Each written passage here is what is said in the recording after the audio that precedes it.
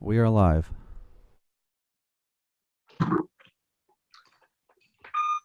Good evening, everybody. Welcome to the meeting of the East Hampton Town Trustees, April 26, 2021. We'll start with a quick roll call. Excuse me one second. Well, actually, let's start with the Pledge of Allegiance. I'm sorry. Do we have a flag anywhere here? Mike? Yes, I have it up. Our feed isn't being sent to you guys, but it's on the screen for the public. So. All right, wonderful. I pledge allegiance to the flag, To the flag of the United States of America, and to and to the republic which it stands, one nation, under God, indivisible, indivisible, and justice for all. liberty, and justice. Thank you. Okay, so if we can move on to the roll call. John Aldred. John, are you with us? He's connecting to his audio. He's here.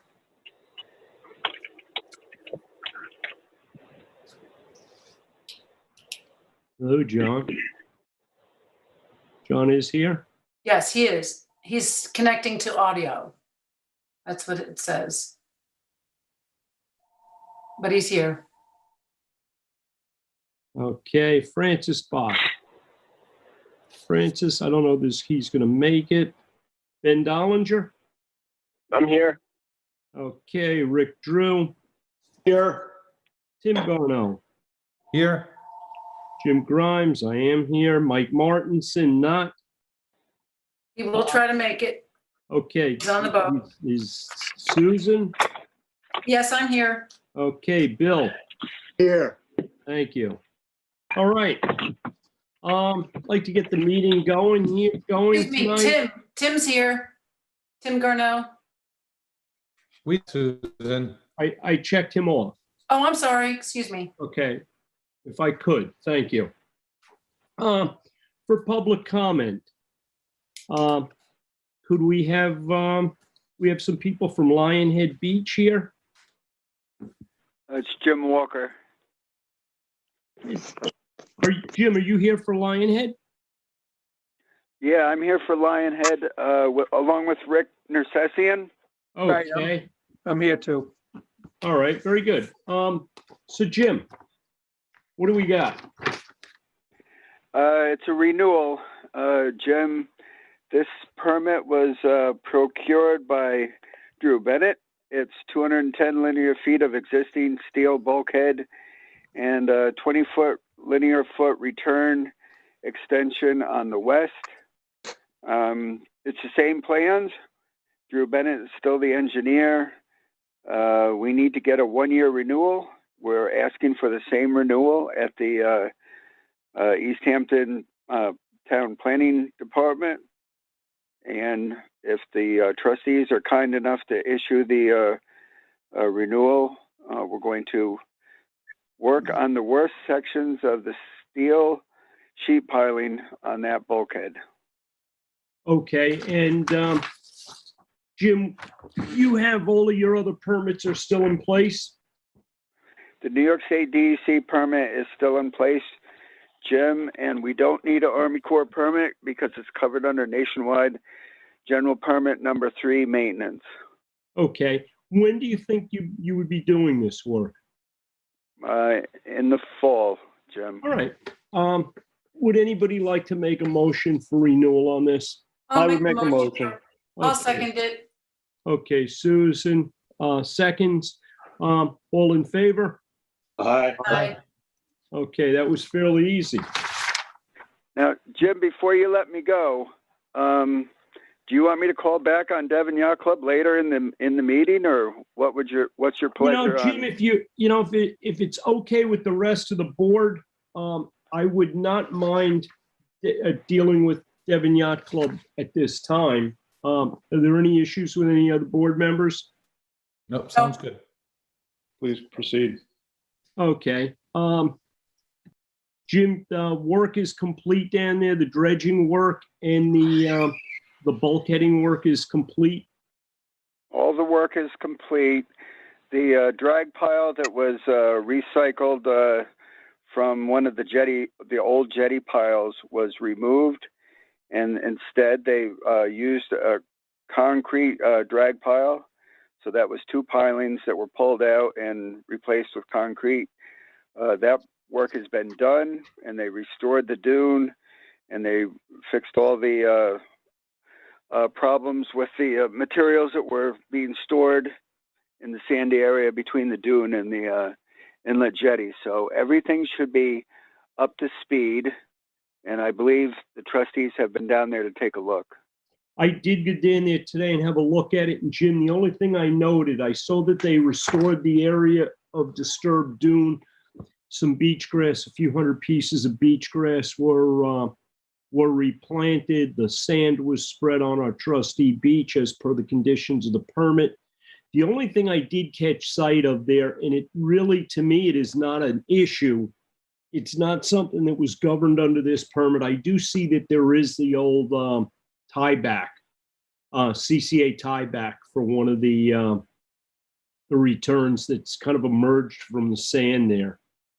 Jim, if we still got a problem there, I'll take a look. I think that CCA piling is servicing another tieback on part of the bulkhead that was not done. But it's basically shown its head above the sand, and I don't know whether you've been down there. They've got a lot of shoaling back in the inlet there. The northerly winds have kind of raised hell with you guys. All right. Well, Jim, what I will do is I'll talk to Pat Holman tomorrow. Jim, I don't think you need to. I don't see this as a problem. I would be willing to make a motion to close this permit out at this time. I'll second it. Okay. All in favor? Aye. Aye. Okay. Carried. All right. Thank you, Jim. That's fine. That's fine, Jim. I'm going to hang up now. Very good. Thanks a lot. Thanks to all the trustees. Take care, Jim. Good night. Okay. Bye. All right. I think we have Sarah Davidson is on next for public comment.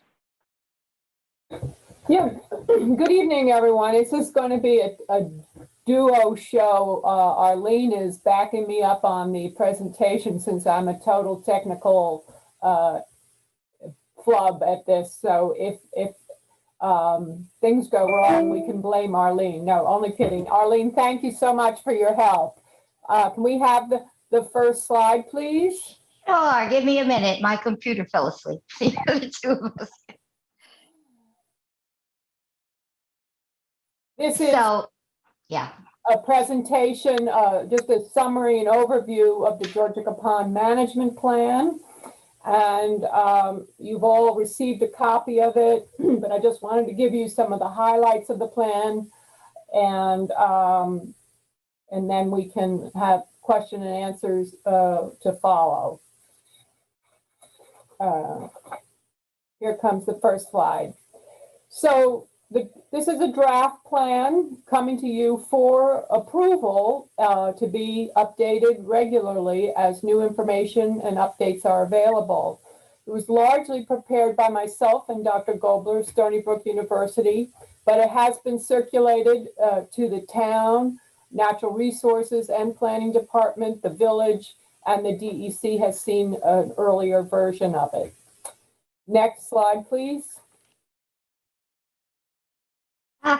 1 minute. It's coming. Here it is. Thank you, Arlene. So the purpose of the plan is to take a watershed-wide view of Georgia Capone to identify what the water quality impairments are, why they're happening, and what can be done about it so that the water quality can be improved. And the plan also meets the requirements of the maintenance dredging permit. No, let's go back to that. Yeah, the mouse moving my screens. 1 second, we're back to, here we go. Great, no worries. So the plan also meets the requirements for the maintenance, the 10-year maintenance dredging permit that the trustees hold from the New York State DEC and the Army Corps of Engineers. And that permit, as you can see, was issued in 2018. So the plan has two basic sections, the sort of a traditional history and inventory of what's at the pond, and then followed by management or remediation actions that can be taken to restore water quality. And this is a photo of Seabury Creek, the northeastern creek. I think it's important to remember, looking at this picture, you know, in places, how undeveloped the shoreline of Georgia Pond is, you know, in places. It's a valuable natural resource of the town and very much worth preserving. Next slide. So this is the Dongan Patent. This is a photograph from the Long Island collection of the East Hampton Library. And the first part of the inventory in the plan gives the history, a bit of history anyway, not the full history, but a bit of the highlights of the history of the pond, its use, and the Dongan Patent that gives the trustees their ownership and authority over the pond. Doing research on the history, it was fascinating to read about early litigation when the East Hampton Town Trustees sued the Southampton Town Trustees for allowing Southampton men to fish on the pond. So litigation is nothing new at Georgia Pond. Also, there was a tragic drowning of some young men trying to cross the gut in winter and getting swept out to sea. So there's some interesting history about this pond. Next slide. Just wanted to review all of the creeks. The pond is large. It's almost 300 acres, and it's composed of many creeks. So number 10 is Georgia Cove, the largest feeder creek. Creek number 8 is Jones Creek, a very small creek. Creek 7 is Seabury Creek, which I showed you the picture of before. Creek number 6 is Talmadge Creek. That's an important one to remember, along with Georgia Cove. Talmadge Creek, unlike this map, it really intersects and goes under Montauk Highway. And then we have Goose Creek, named for one of the great natural resources of Georgia Pond, Creek number 4. And 3 is Eel Cove, also named for one of the great natural resources of Georgia Pond, the American eel. And then, of course, the most beloved part of Georgia Pond is the gut, number 2. Next slide. So in the inventory, we looked at endangered species and representative species, and just, of course, Georgia Pond is a nesting habitat for least tern on the left, and the piping plover, the federally threatened piping plover. This is a picture of their nest, the full clutch, 4 eggs of the piping plover. Next. In the last 3 years, we've had a pair of bald eagles nesting in a big pitch pine tree at the pond. Very exciting. We hope that they are able to fledge another young this year, but important to keep the shoreline at the pond protected and with large trees so that birds like osprey and eagle can nest. Whoops. Back one, Arlene, if you don't mind. Other inventories have involved the inhabitants of the pond, fin fish, invertebrates, the submerged aquatic vegetation, and even the plankton. So on the left, you see a large example of the eel. The eels come into the pond through the gut and mature, stay there for many, many years until they're ready to leave and lay their eggs in the Sargasso Sea. And on the right, you see Dr. Bradley Peterson. He's the bald guy, and his graduate student, Steve Hecht. And they conducted all the finfish and invertebrate inventories on the pond.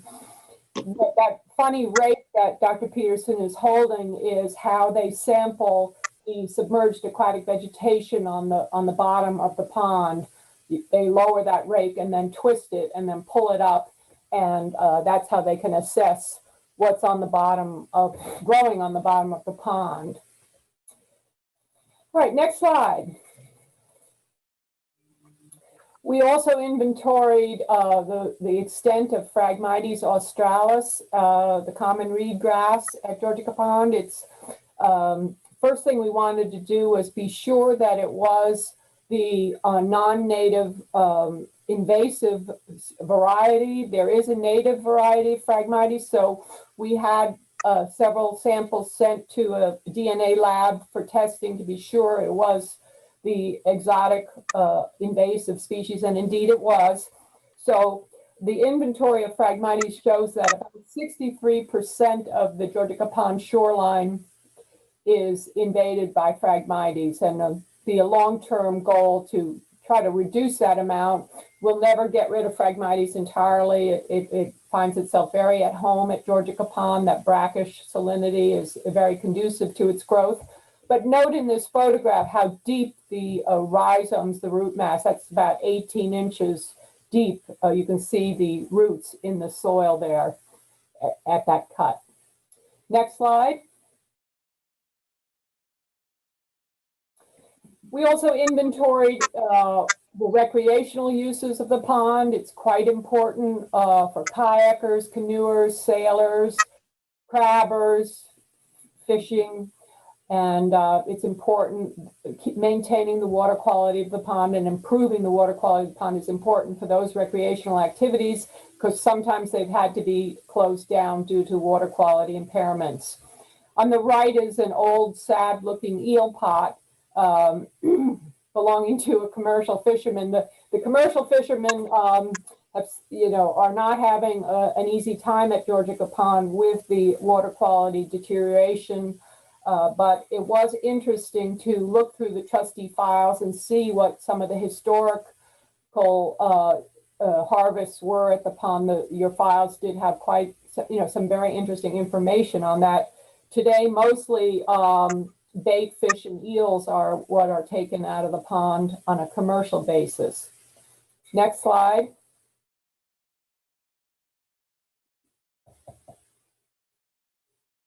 Arlene? Okay. But our assessment of the pond had to go just beyond traditional inventory. We had to look at the entire watershed to get to the bottom, and that's what this plan does. It's a watershed-wide analysis. And this is a slide from as part of this phenomenal Suffolk County subwatershed study, which is one of the most extensive studies of groundwater and pollution ever done. But here we have Georgia Capone surrounded by the red zone, which is the 2-year travel time. Anything occurring in that red zone will reach Georgia Capone in 2 years.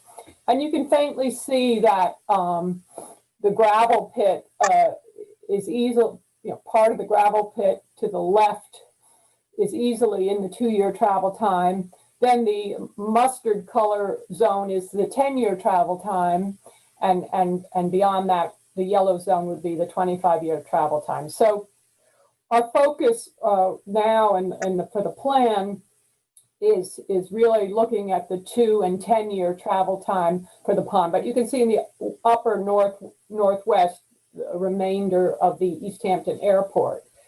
But we're very fortunate to have Suffolk County and their forward-thinking programs to try to, with the main focus of trying to remove nitrogen and identify sources of nitrogen in our groundwater and surface waters. Next slide. Starting, the trustees originally hired Dr. Gobler to do monitoring of all the town water bodies, and the Friends of Georgia Capone hired him starting in 2015 to do a more detailed analysis of the pond and continue more advanced monitoring of the pond. And these are just 2 slides focusing on the nutrients, nitrogen on the left and phosphorus on the right. But through modeling, the Gobler lab was able to, if you look on the left, the nitrogen slide, you see that septic systems, wastewater, accounts for 50% of the nitrogen entering Georgia Pond, and the county has it even a little bit higher than that. You see the other sources of nitrogen: atmospheric deposition, fertilizer, and even sediment on the bottom of the pond has quite a bit of nitrogen in it. But if we don't tackle the wastewater issue, we're not going to really make an impact on the nitrogen in the pond. And on the right, since Georgia Pond is brackish and even fresh in places, the phosphorus loading is also very important. And you can see that by far and away, the biggest source of phosphorus is the phosphorus that's already entered the pond and housed in the muddy sediments at the bottom of the pond. And every now and then it fluxes and re-releases phosphorus into the water column. But runoff is important, and runoff from fertilizer and agriculture. Okay, next slide. So I mentioned advanced monitoring. In addition to the hand samples that the Gobler lab does for the trustees, we were able to install a telemetry buoy on the left. It's in the pond on the southern eastern end, right near the big hole. And this takes real-time data, measurements of most of the ecological parameters that we're interested in. And it actually was one of the requirements of the DEC to install a telemetry buoy to get real-time data night and day of what's happening in the pond. So that buoy gets removed in the winter and is about to reinstall. My headphones in from the Zoom meeting. They're moving faster than we thought. No, I don't still won't be Arlene, excuse me, Arlene, would you please mute yourself if you're going to have a conversation outside of the meeting here? Okay, thanks. And then the gadget on the right is the USGS, US Geological Survey pond height gauge, and that's also telemetry and 24 hours. And I should say the data from both of those instruments is available on the Friends of Georgia Pond website and on the trustees website. So here's an example of the kind of data that we can get from those devices. On the left, the graph is showing pond height over many years since 2008 when that gauge was put in. And you can see the normal fluctuations of letting the pond approximately twice a year. So it varies from like 2 feet to 4.5 feet to 5 feet. But you can also see some very high water spikes over the years when there was extreme flooding, hurricanes, whatnot. So the gauge, this is important to remember, gives us kind of a standard of what are normal levels of the pond and what are extreme levels on the pond. Then the graph on the right, I apologize that didn't transfer, the labels didn't transfer over, but it's pretty easy to understand what this graph is saying. This is a graph of blue-green algae or cyanobacteria levels in the pond over time. So each for the last five years. The blue is 2015, before we started a lot of our work, and then the red 2016, 2017, 2018, and the purple is 2019. So the spike in blue-green algae cell levels in that blue graph from 2015 is occurring in September. So it's over time, over season on the y-axis. And so it's just very clear that once we started our management techniques and working with the the trustees and the town and the village, we started to have an impact on the blue-green algae, and that we're going to talk about shortly, but it's a combination of factors that gives us some very interesting data. Next slide. Another study that's been done at the pond to get a sense of some of the sources of bacterial contamination, and you've seen Dr. Gobler show you these kinds of slides, is what he calls microbial source tracking, which is really trying to get at the source of the bacteria that's entering the pond. Now, we're talking about bacteria, not to be confused with nutrients like phosphorus and nitrogen. And this was initiated because the Surfrider Foundation had been taking measurements for a long time at both the kayak launch at Route 27 and also at the end of Georgia Cove, and had found high bacterial counts, but we didn't know where these bacteria were actually originating from. So the Gobler Lab did 2 years of sampling, and we have a lot of samples from Talmadge Creek. Remember, that's the creek that runs under the highway, and that's where the kayak launch is. Georgia Cove is where the Cove Hollow Pipe empties into. And then Jones Creek and Seabury Creek are 2 other creeks. So the red marker is the human bacteria, and you can see there's fairly small amount of that. It's present, but there's a small amount. By far, the most prevalent type origin of bacteria, fecal bacteria, is from small mammals and dogs. And then you can see green are the avian or birds, and the yellow is from ruminants, or in our case, the white-tailed deer. So this is very helpful information because it steers us to what kind of management could be employed to remediate this situation. And since most of it is coming from small mammals and pets, the implication is surface water runoff. And indeed, Talmadge and Georgia Cove have the highest amount, which is bacteria being fed into the pond through stormwater runoff, through pipes, culverts, etc., draining the landscape and entering the pond. So we'll talk about how to remediate that in a minute. Next slide.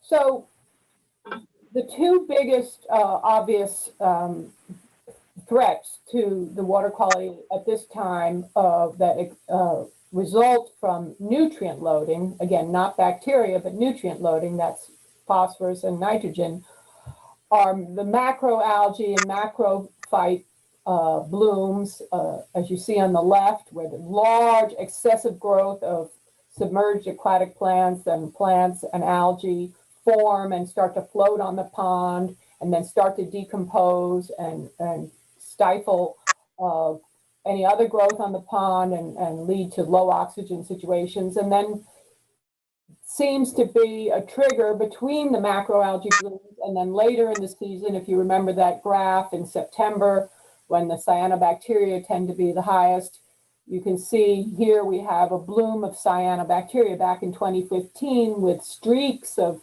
green paint in the water, which is the telltale sign of the cyanobacteria.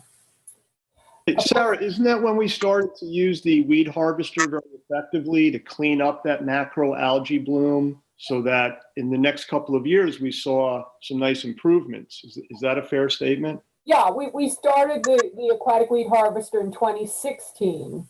So both of these shots were in 2015. Thank you. And of course, another result of the poor water quality, low oxygen conditions in the pond are fish kills, which have been documented at the pond. Next slide.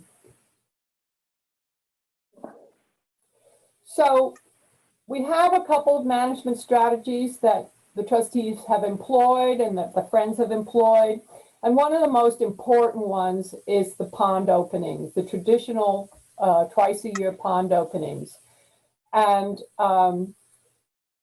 it's very clear that when the pond can be opened and open for a while, you're going to have a lot of benefits accrue to the pond.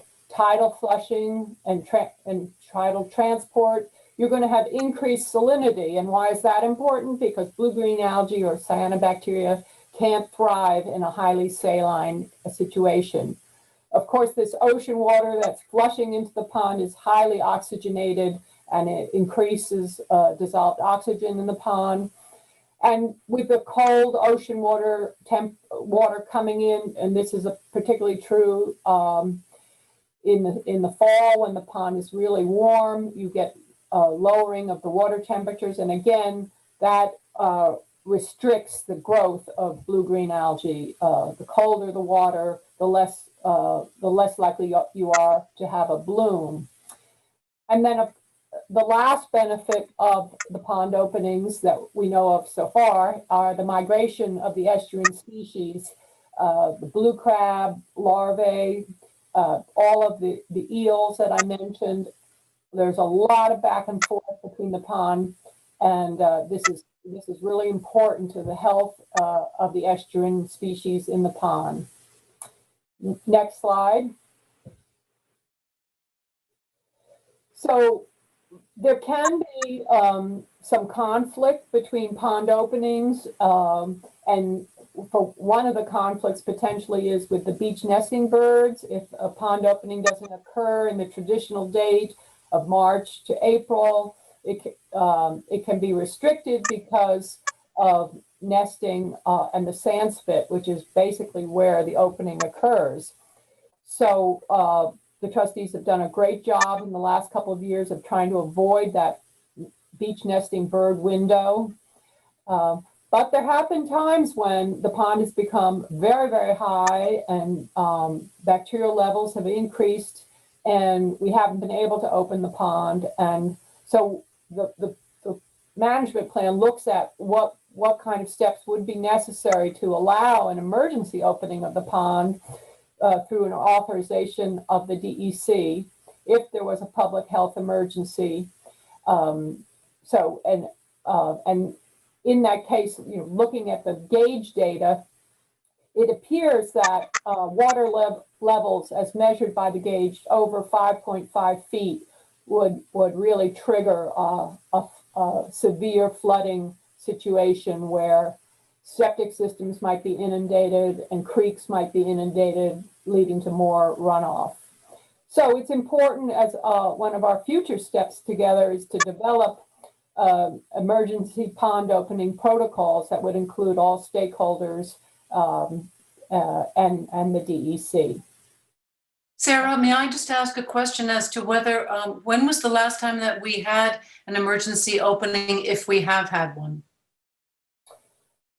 Well, we were never allowed to because we hadn't developed, at least in the last 5 years, we hadn't developed we hadn't gotten an authorization from the DEC, and because we hadn't developed an emergency protocol.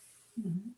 But there have been occasions when we should have had an emergency call. Yeah, I would argue that, yes, when water quality deteriorated, a massive blue-green algae bloom, or high bacteria counts, or very, very high water levels. Okay, thank you. Next. Sarah, can I just ask a quick question? Of course. Is public health emergency defined, or is it to be defined?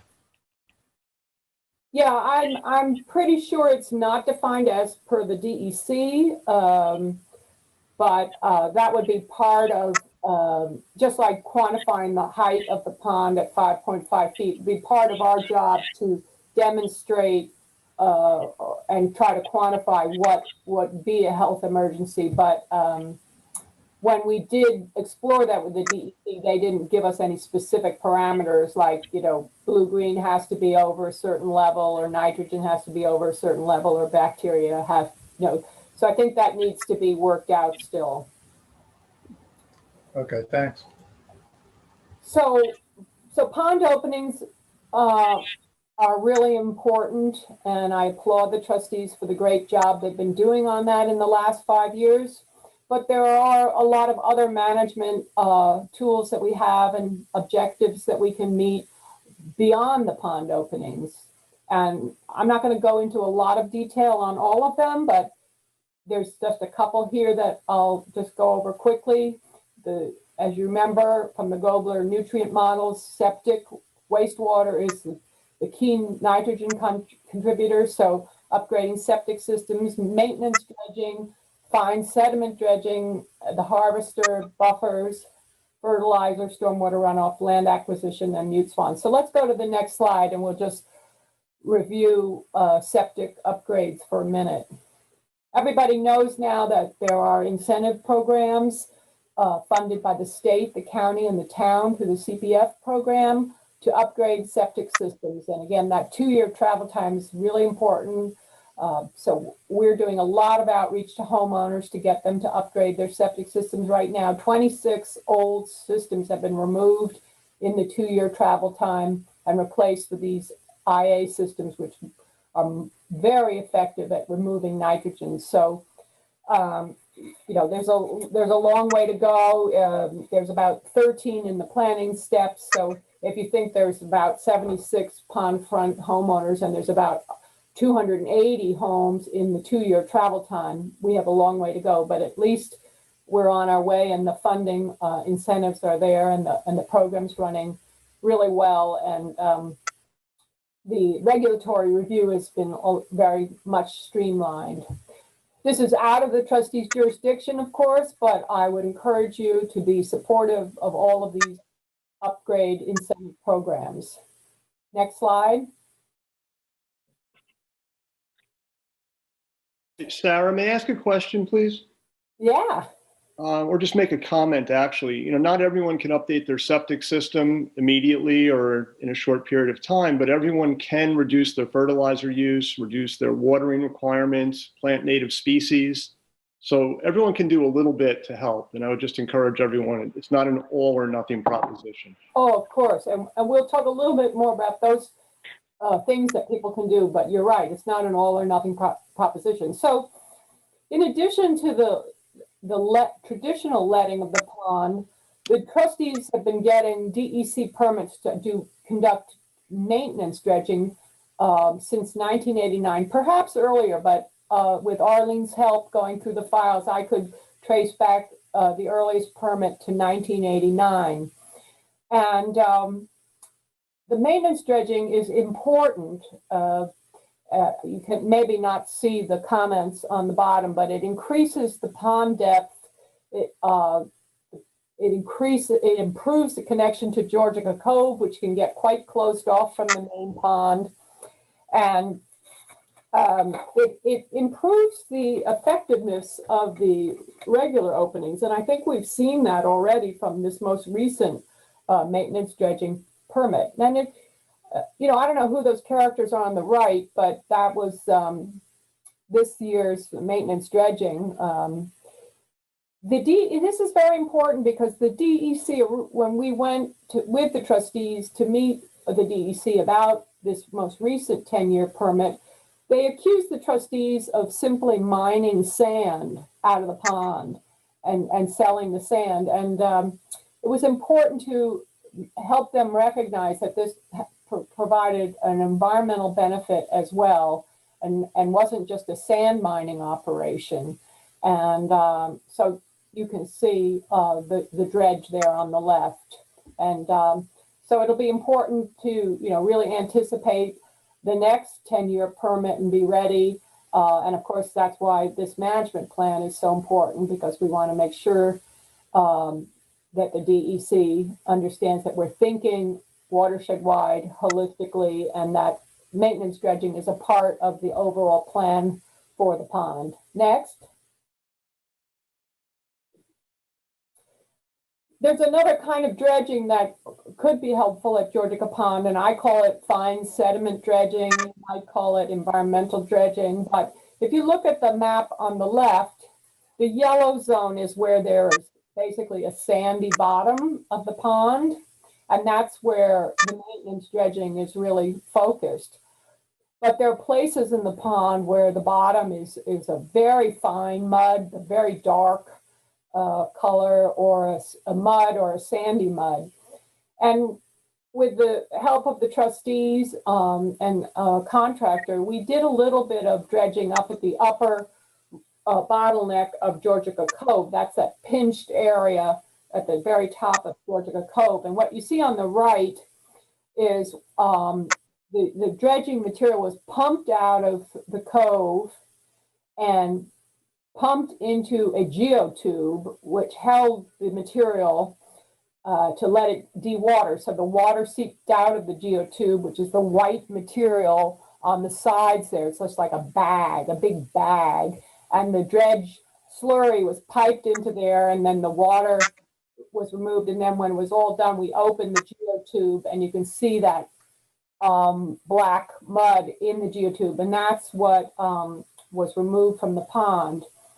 You can get a really good feel for fine sediment dredging if you look at Town Pond today. They're removing a thick layer of mud that's accumulated, or sediment, fine sediment that's accumulated at Town Pond. So, Sarah, it might be good to mention what's in that, the benefits, what's in that fine sediment that is detrimental to the health of the pond. Right. Well, if you recall Gobler's phosphorus loading model, that fine sediment is filled with phosphorus, which is a real trigger in combination with nitrogen. It's a trigger for plant growth or algae growth or blue-green algae growth. So when you remove fine sediment, you're of course increasing the depth of the pond where you're dredging, which is important. You're removing nutrients, and also you're removing contaminants. Fortunately, the material we removed did not have a lot of contaminants. And the material that's being removed from Town Pond doesn't have a lot of contaminants, but often contaminants will settle in the fine sediment. Next slide. Then the other tool that we started in 2016 was using this aquatic plant harvester with the theory that by removing the plant material, we would be participating in a bioextraction of the nitrogen and phosphorus that's tied up in the plant material. And so as you can see, through a experimental permit with the DEC, we were able to harvest between 2016 and 2018. And then we were stopped, and we had to get a full DEC tidal wetlands permit and a town and ZBA permit. So during 2019, we just monitored and prepared the paperwork for the permit. And then in 2020, we were able to get an emergency authorization from the DEC and the trustees and the town to harvest just in the cove, which was experiencing a very, very bad bloom. So there's the aquatic harvester on the left, and on the right, it's kind of a funny picture. It's a pile of the sago pondweed, one of the plants that's harvested. And you can see the swans just circling around. It's like dinner's served. They don't have to even harvest it. They can just come up to the pile and eat it. But the aquatic harvester has been very, very helpful, statistically significant increase in dissolved oxygen and a marked reduction in blue-green algae blooms. All right, next slide. Now this is getting to Rick's point about what anybody could do to help water quality in the town of East Hampton. And on the left is an example of a lawn at Georgica Pond. You see it's a beautiful green lawn, and it is maintained without any fertilizer whatsoever. So it is with good soil that is around Georgica Pond, it's very possible to maintain a lawn without any fertilizer. And on the right, you see an example of a vegetative buffer of native plants. It's kind of a meadow of milkweeds and grasses, and just once a year mowing, some scattered shrubs and trees. So the pond view is not obscured. Native plants are there providing habitat, and most importantly, it's intercepting runoff, surface water runoff, and so it's protecting the pond from excessive surface water runoff.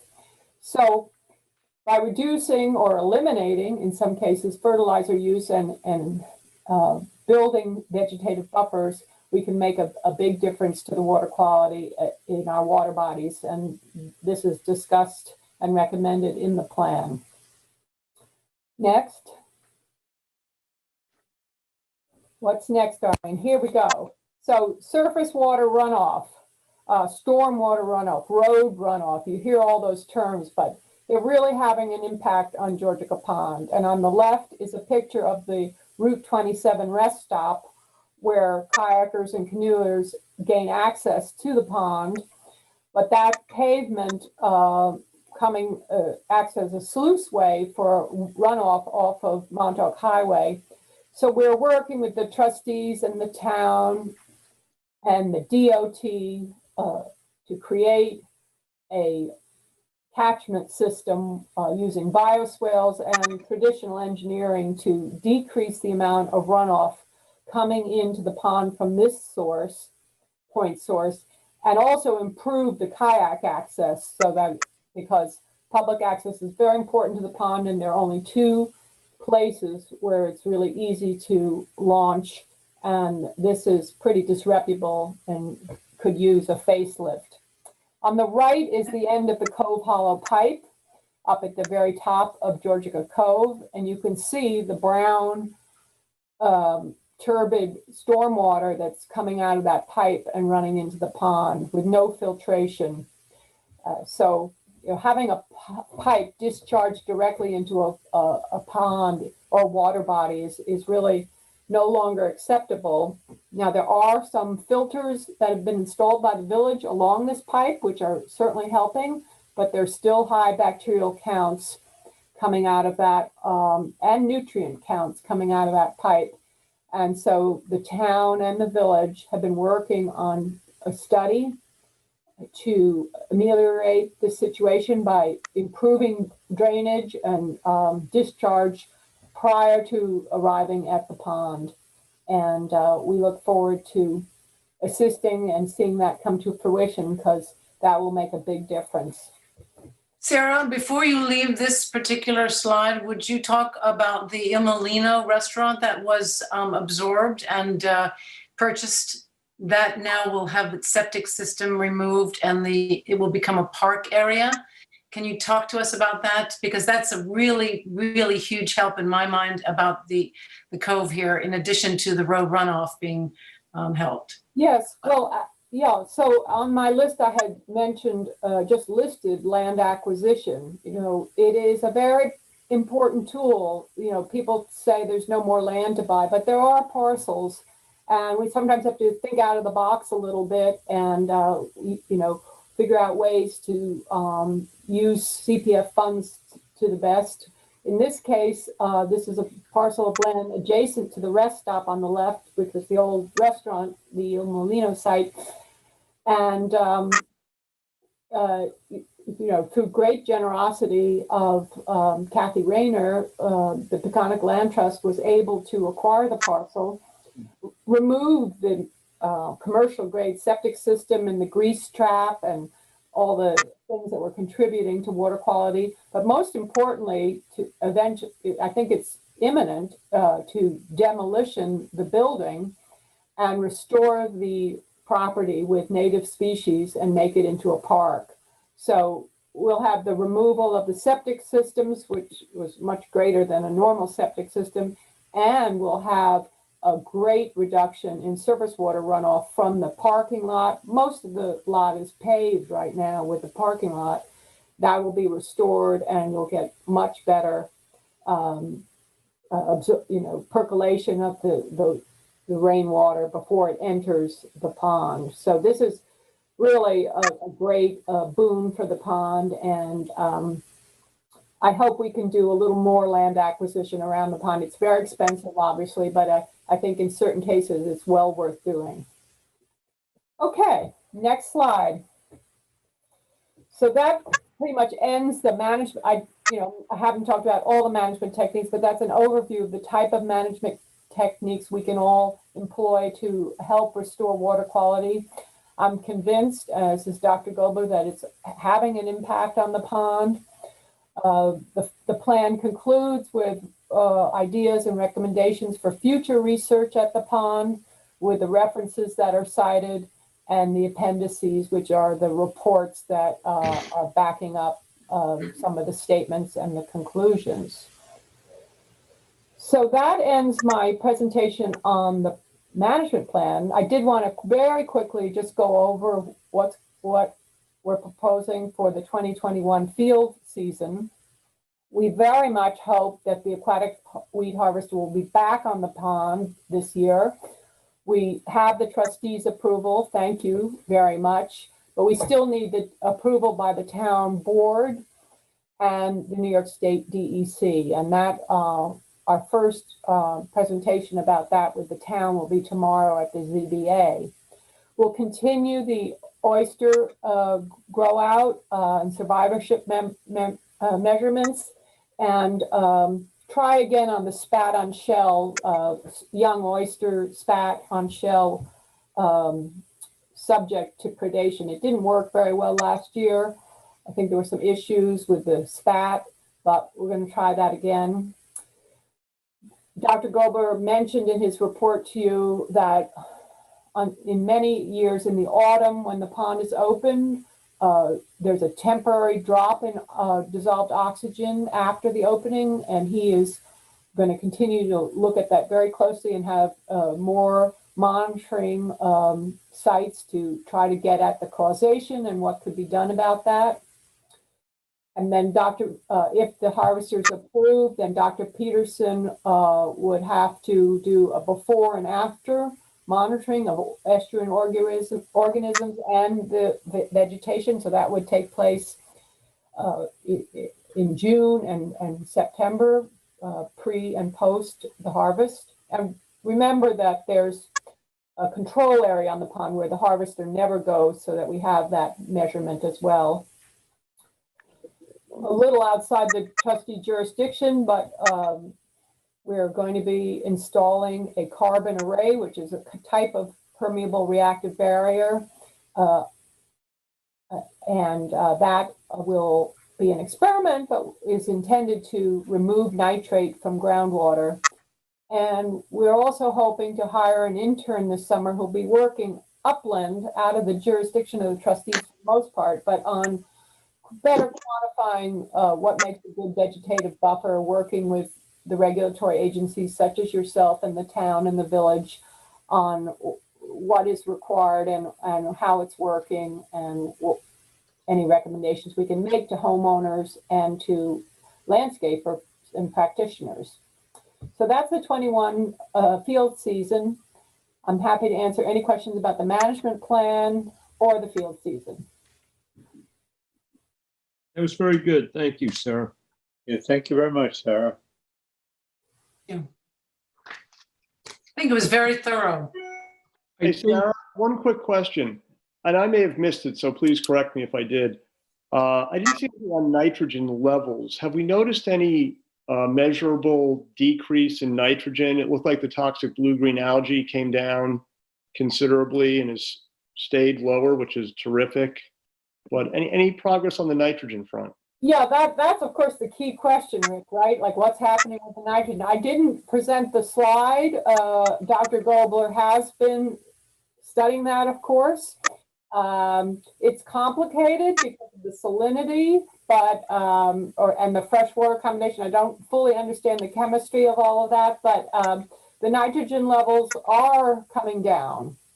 And again, it's a combination of factors. It's the harvester keeping the pond open longer, so there's more flushing, and the effective dredging, which is helping with those openings.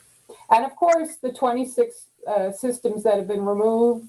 I mean, it's all we can't point to any one management practice, but together they're definitely having an impact. Great example, Sarah. Thank you. Right. I think the big thing right now, guys, is Sarah, thank you very much, but we need to formally adopt and accept this management, this draft management plan, so Sarah can submit this to the agencies. I'd make a motion, Jim, to adopt that. I will Okay. second it. Okay, I think we should do a roll call vote on this, just so we're dotting the i's here. Let's see, John. Yes. Okay. Who else? Ben? Yes, absolutely. Tim? Yes. Is Francis on by any chance? I don't believe so. All right, I'm sorry. Mike Martinson? No. Bill Taylor? It's a great job. I'm for it. Okay. Susan? Absolutely. Yes. Okay, I am yes. I'm a yes too, Jim. Okay, Rick, sorry. That's all you. All right, this is accepted. Sarah, thank you very much. Before I leave you, I think the board itself should submit, you had mentioned that I can submit it to the agencies, but I think the trustees should submit it to the dean. All right, well, Sarah, we'll take care of that. And just very quickly, I do want to thank Arlene again. She did a lot of assistance on this project, pulling out files, spending a lot of time, even compiling pond openings and closings. So, and of course, getting me through the presentation tonight. So thank you all, and appreciate all the great work you're doing. Very good. Hey, Thank Sarah, you. thank you very much. Thank you, Sarah.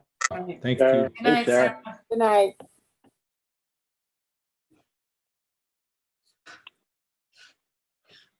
Okay, the next thing we had for public comment was Maddie Navalis regarding the application for McGinn and Carey for a dock. Yes, At 275 3 Mile Harbor. Is Maddie on?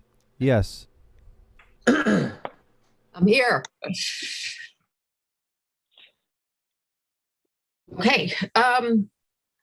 So I guess I'm starting, and I'll just first say good evening to all the trustees, and thank you so much for all the time and energy that's been devoted to this application. I looked at my notes, and Tyler and I have been collectively before you on 5 previous occasions, starting in September. We were back in October, December, February, and March. Actually, we were going to be on a couple of weeks ago, and were postponed till this evening. But in any event, again, thank you so much for letting us come before you so many times and bringing the applicant to also talk to you about any questions that you have, and to be able to just pledge his dedication to conservation in the endeavor. And I'll just wanted to point out a few things. I don't want to be long. I wanted to just remind you that the applicants had considered other options for being able to keep a small boat on or near their property.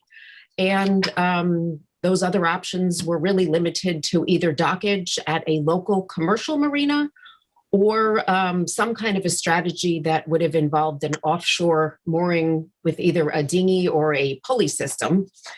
And much of the reason that they had wanted the efficient access to the water with the dock is because they have 2 young children that they'd like to be able to spend time in the harbor with in a safe and timely manner. And when they did look into the possibility of using the pulley system or the dinghy to traverse the distance to the mooring site, particularly in choppy or windy weather conditions, they really feel that the dock would be the safer option.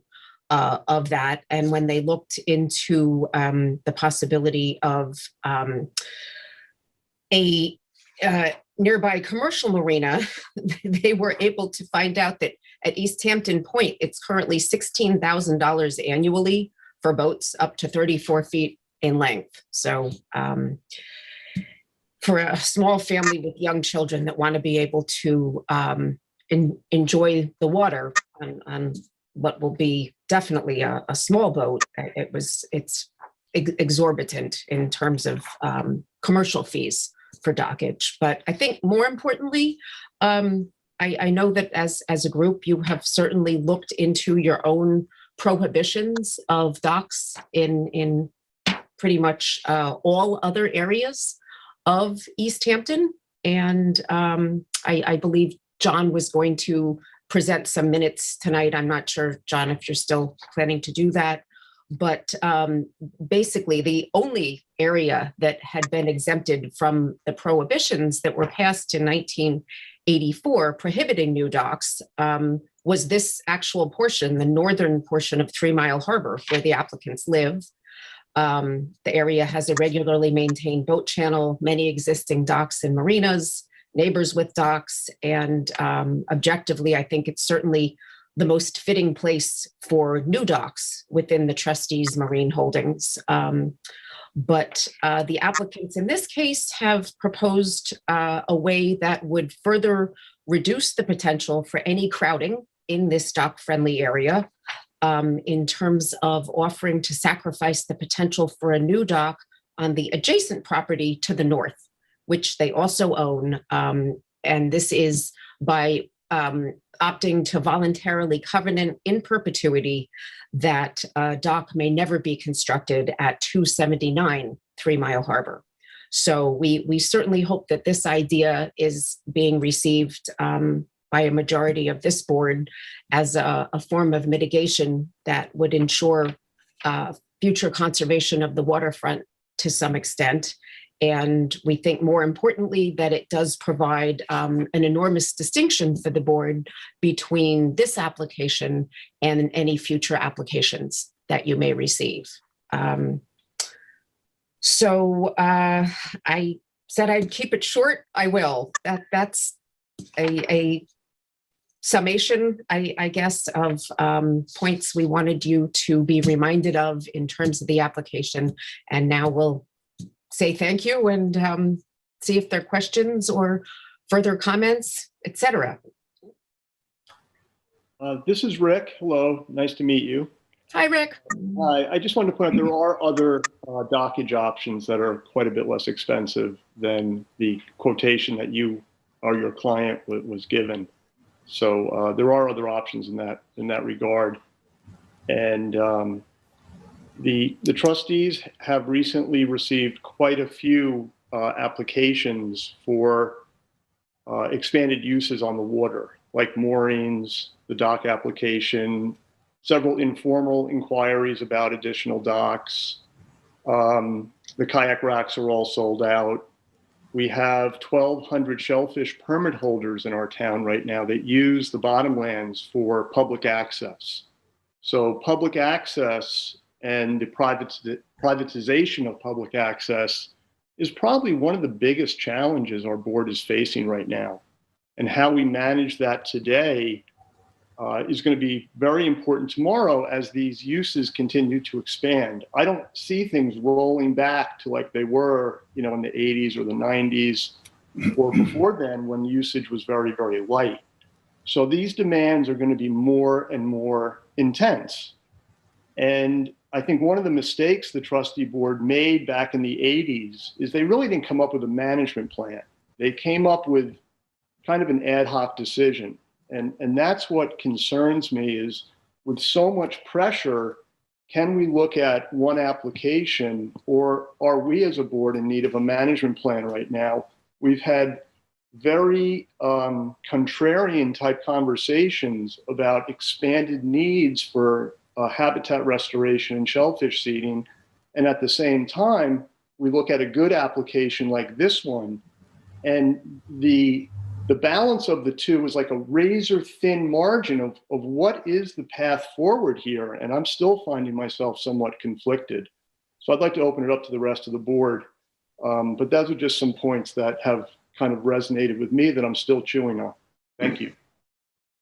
Well, if I may say something, as the applicant's agent mentioned earlier, this is the one area that new docks were not prohibited back in 1984. Okay, and as John's minutes demonstrate, there was a lot of discussion about docks. The question becomes for this board is what becomes the criteria? Okay, we didn't prohibit docks in this area. We've said that docks would be allowed, okay, but there's been no, and Rick, like you said, there was no management plan applied there. And I think the board has done, fortunately, by skill or by chance, has sort of stemmed the explosion of new docks. What I looked upon on this application is an opportunity to do one thing. Okay, we could deny this, and the applicant could potentially litigate this, because what reason are we going to use to deny this in an area that on paper allows docks? Well, to me, I think one of the driving force here, whether the applicant is willing to pay or not pay $16,000 a year to party at Wings Point, to me isn't the issue. The fact of the matter is the dock we're planning on building, the cost of that pales in respect to what the cost to maintain things. I'm looking at this as a property owner's rights situation.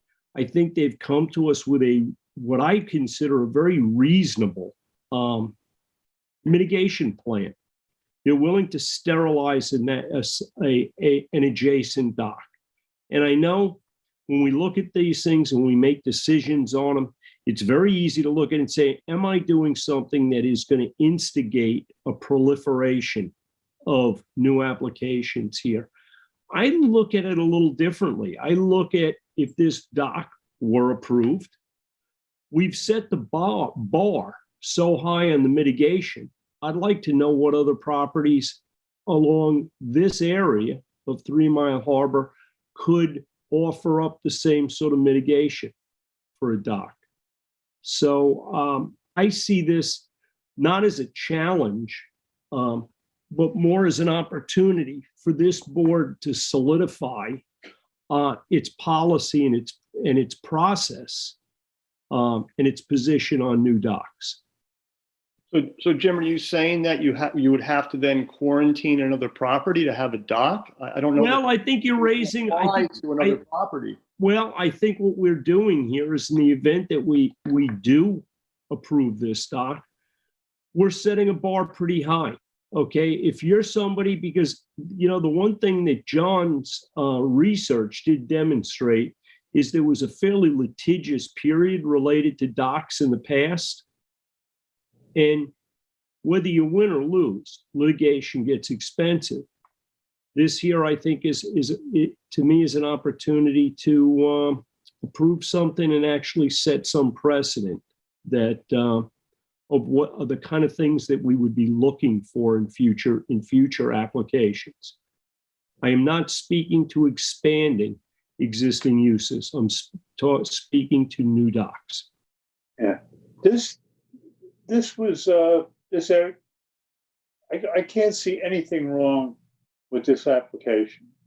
It's one of the best applications I've seen.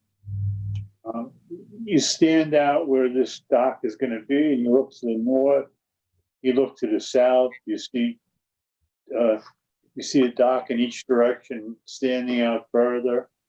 The people have bent over backwards, and they're asking to use trustee property.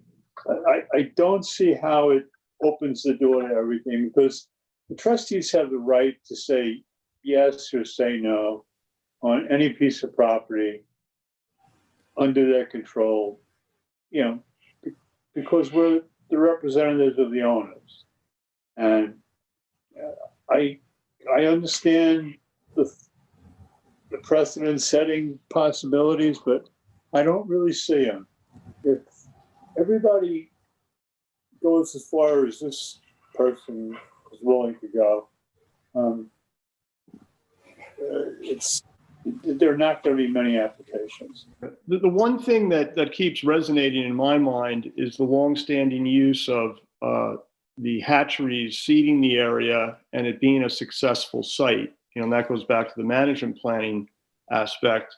One of the things I would like to be clear on is the commitment to getting seed out for the public. There's talked about hanging some oyster bags, which is great. We're just not seeing a lot of natural recruitment. But I think it would be fair to ask for some short-term 3-5 year plan of making sure the abundance levels are maintained in the area, because the public uses this property currently. There is a pre-existing use, and I don't think it's a litigious group, but I do think it's a group that really counts on this and is looking to us to protect their rights as well. So that's something in my mind that's really important, to everyone. A site, there was 110 commercial licenses in 2020 and 1,069 recreational licenses, and a lot of people shellfish in 3 Mile Harbor. It's one of the biggest put-out sites we have. So, but this particular site, is going to partially obscure 4 foot by 80 foot, but people are going to be able to clam underneath it.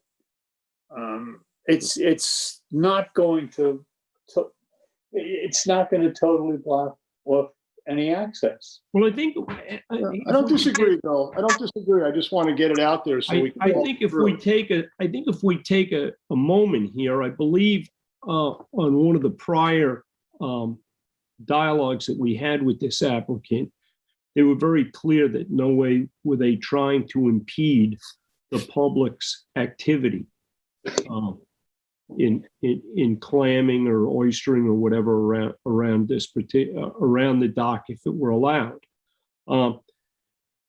That's true of any of these docks.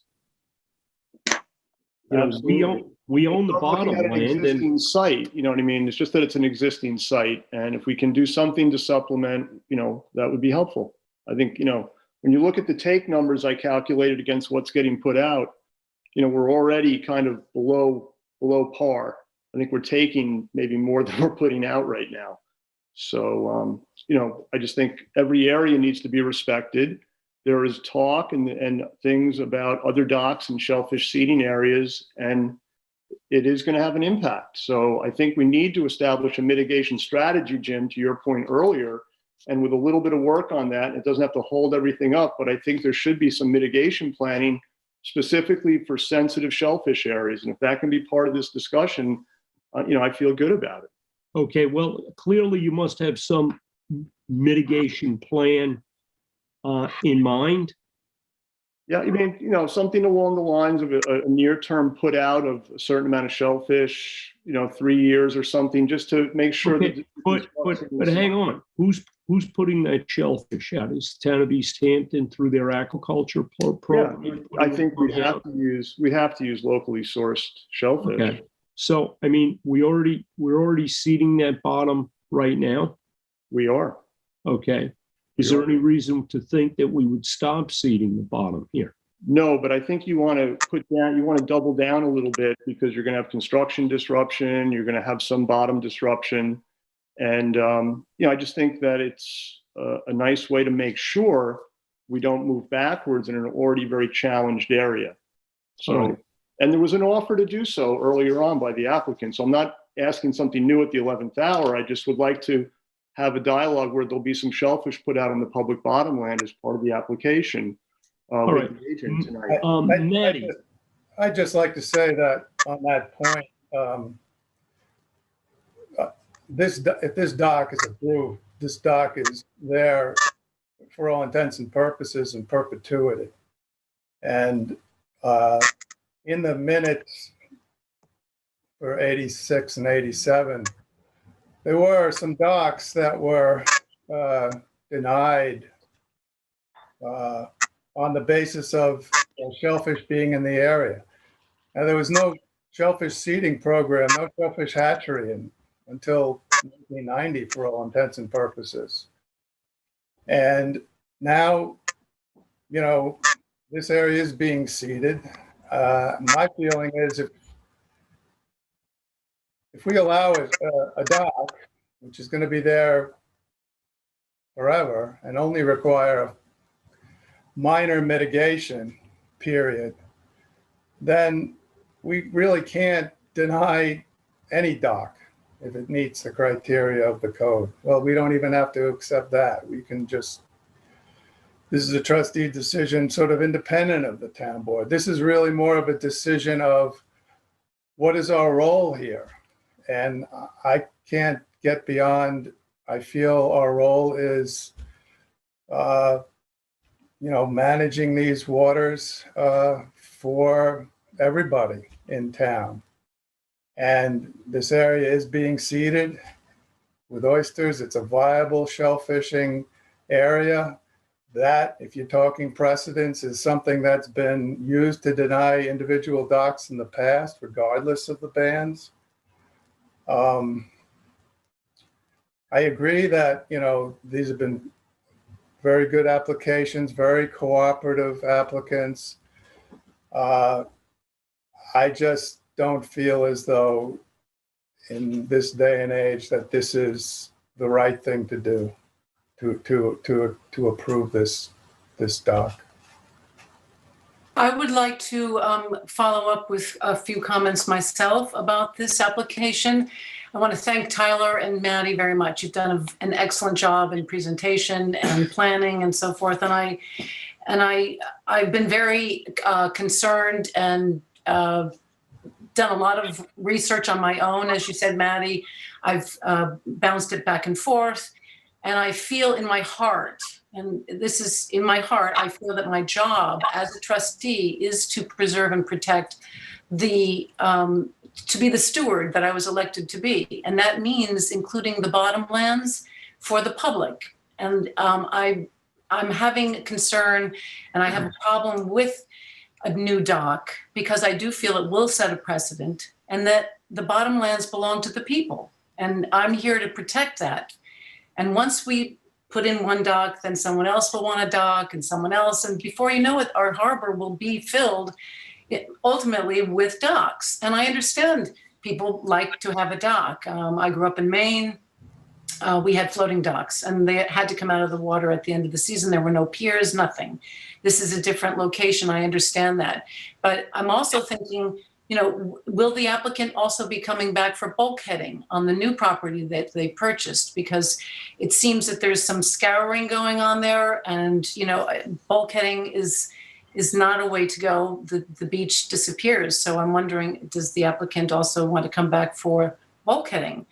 I don't feel in my heart that I can say yes to a new dock here. I'd like to see a management plan that has been discussed here this evening so that we go forward and we keep the harbor clear of new development. And based on also Dr. Gobler's report about 3 Mile Harbor, we as a subcommittee, a few of us have met to, excuse me, come up with a strategy for this coming year for the testing of 3 Mile Harbor. And we have difficulties. We have a lot of problems in 3 Mile Harbor. And I did a Google map of the whole coastline to see how many other docks are in place. And there are a few, but the largest amount are the marinas. And if I personally had a boat, and I'm a sailor myself and kayaker, I would want to put it in a marina that's already established. So if there's someplace else that's amenable, the boat's safe there, it's taken care of, or a buoy was the other option. But I just don't feel that this is the right thing to do to the harbor. I think it belongs to the people, and that's my job as an elected official. So thank you, John. I'd like to say that I agree 100% with Susan on all her points. And I think that having a permanent structure on trustee bottomlands is not the right thing here. And for all the reasons that Susan just said, I would have to say that I'm against this, and I won't vote for it. I'd just like to make one other quick point. Maddie, I heard your explanation of, looking at the alternatives. I didn't hear anything about the line and pulley mooring, and I think that would be a viable alternative here. I mean, you've got shoreline there under the ownership of your clients that's either bulkheaded or natural. And I think a small boat on a rope and pulley mooring could be either brought to the bulkhead or to the shore and accessed safely by everybody in the household, and in effect accomplish the same goal that you're stating, you're looking for with the dock. So can I jump back in? Sure. I don't want to interrupt trustees. And I certainly appreciate everyone's concern, and Susan, what you said about being a steward. I think that I want to just start back with the mention of the oyster and shellfish situation, because as Jim recalled, and I'm not saying this as if the applicants are going to be sponsoring the town of East Hampton in their efforts, but certainly the applicants are looking forward to being able to participate in the residential oyster grow out program. And the other thing is that Tyler and I do have their okay to offer further mitigation in the area of a seeding program within this part of 3 Mile Harbor, in terms of, I guess this was something that we were thinking that, since it's been mentioned on several occasions in trustee meetings, that maybe something was going to be proposed either for us to consider or potentially, as if there were an approval, a covenant that we could sign on to in terms of their commitment, whether it was even a financial amount of money that they would be required to pay to the town on an annual basis to ensure that there is supplementation in this particular area beyond their own participation in the residential oyster grow out program. But the other thing I just wanted to mention also, and I'll get to what John just said, is that while there are other alternatives, and it might be certainly possible to find further away a commercial marina that would be less than their closest commercial marina, which is up the road on 3 Mile Harbor at East Hampton Point, that over time, it certainly for them in terms of safety, even with the pulley system, in what you've said, it's going to be much safer for 2 young children to be able to go off from a dock to a boat. And I just think that the applicants wanting to be able to exercise not a right, but certainly a privilege on their waterfront property in an area where it was voted many years ago to continue to allow docks. We would hope that, I guess, the board would be able to see that there would be a very large distinction in terms of future applications. And I don't know how many other pending dock applications you have at the moment, but I doubt that any other future applicants would be able to offer the same type of mitigation of sterilizing a second property as far as these applicants are willing to do. So I do bring that to your attention once again, because I think it is what makes a difference between this and other applications. And I suppose it also makes me wonder, well, if I guess an applicant is able to offer this, what would an applicant have to be able to offer if this one was denied on the basis of it not weighing in favor of the applicant being able to exercise that they are in this area of 3 Mile Harbor where docks are permitted, and that I think in addition to having gone the extra mile as far as providing everything additionally asked for on 4 separate occasions, but also making a bit of a almost blanket offer in terms of the shellfish remediation. So yeah, I like that discussion a lot. And what I'd like to propose, since the board is pretty deeply divided at this moment, is tabling this and going over the viability of a proper mitigation plan amongst the board and see if people would consider that on the board. Well, I think the question here, guys, is if we do have, I would like to consider. If we do have the allowance of a dock in this area, what are the criteria then? Well, Jim, that gets back to the management planning that's really not in place yet. And certainly we don't want to not consider all the benefits of this application, but I think that's part of the challenge everyone faces right now is that we don't have that in place. So it's difficult. And that's why I think mitigation becomes a key component of this discussion. And I think we need more time than this meeting affords to decide if we can do something before a management plan is created, because I just think there's too much difference of opinion at this moment. But I don't want to just turn off the switch on it either. I don't know that that's fair. I'd just like to talk about this point of it's been mentioned a few times that docks were allowed in this area. I don't see it that way. The way I see it, after having read the minutes 2 years prior to this decision, the last decision to ban docks in lower 3 Mile Harbor and Hog Creek, were that in those 2 years, there were a lot of discussions about docks in those 2 places. That's where the bulk of the docks were being proposed, the bulk of the problems were being seen, and those were the areas that were then banned. I didn't see, unless I missed something, which I may have, I didn't see any reference to a specific allowing of docks in this area. Well, they I weren't just saw this as an area that was left the way it always had been.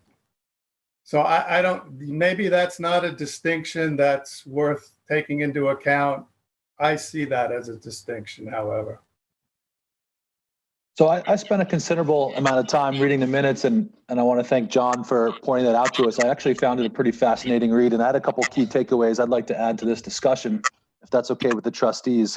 To back up even a little further on the moratorium on new docks, the way I read the minutes was that it was originally proposed as a 1-year moratorium, ironically enough, to come up with a policy on what future docks were going to look like. And while I didn't get to see the years ahead, maybe 87, 88, on if that policy was ever derived and agreed on, but originally it was a temporary 1-year moratorium that turned into a 2-year moratorium so that the trustees could come up with a policy on future docks. So it's actually not ironic, but interesting enough that, Rick's kind of proposing the same thing. What is our take on this? What is our future policy? So it might be a good opportunity for the board to put our heads together and come up with a future policy. If one doesn't exist already, we might have to dig a little deeper, John, into 88 and 89. Maybe they did come up with one, I'm not quite sure.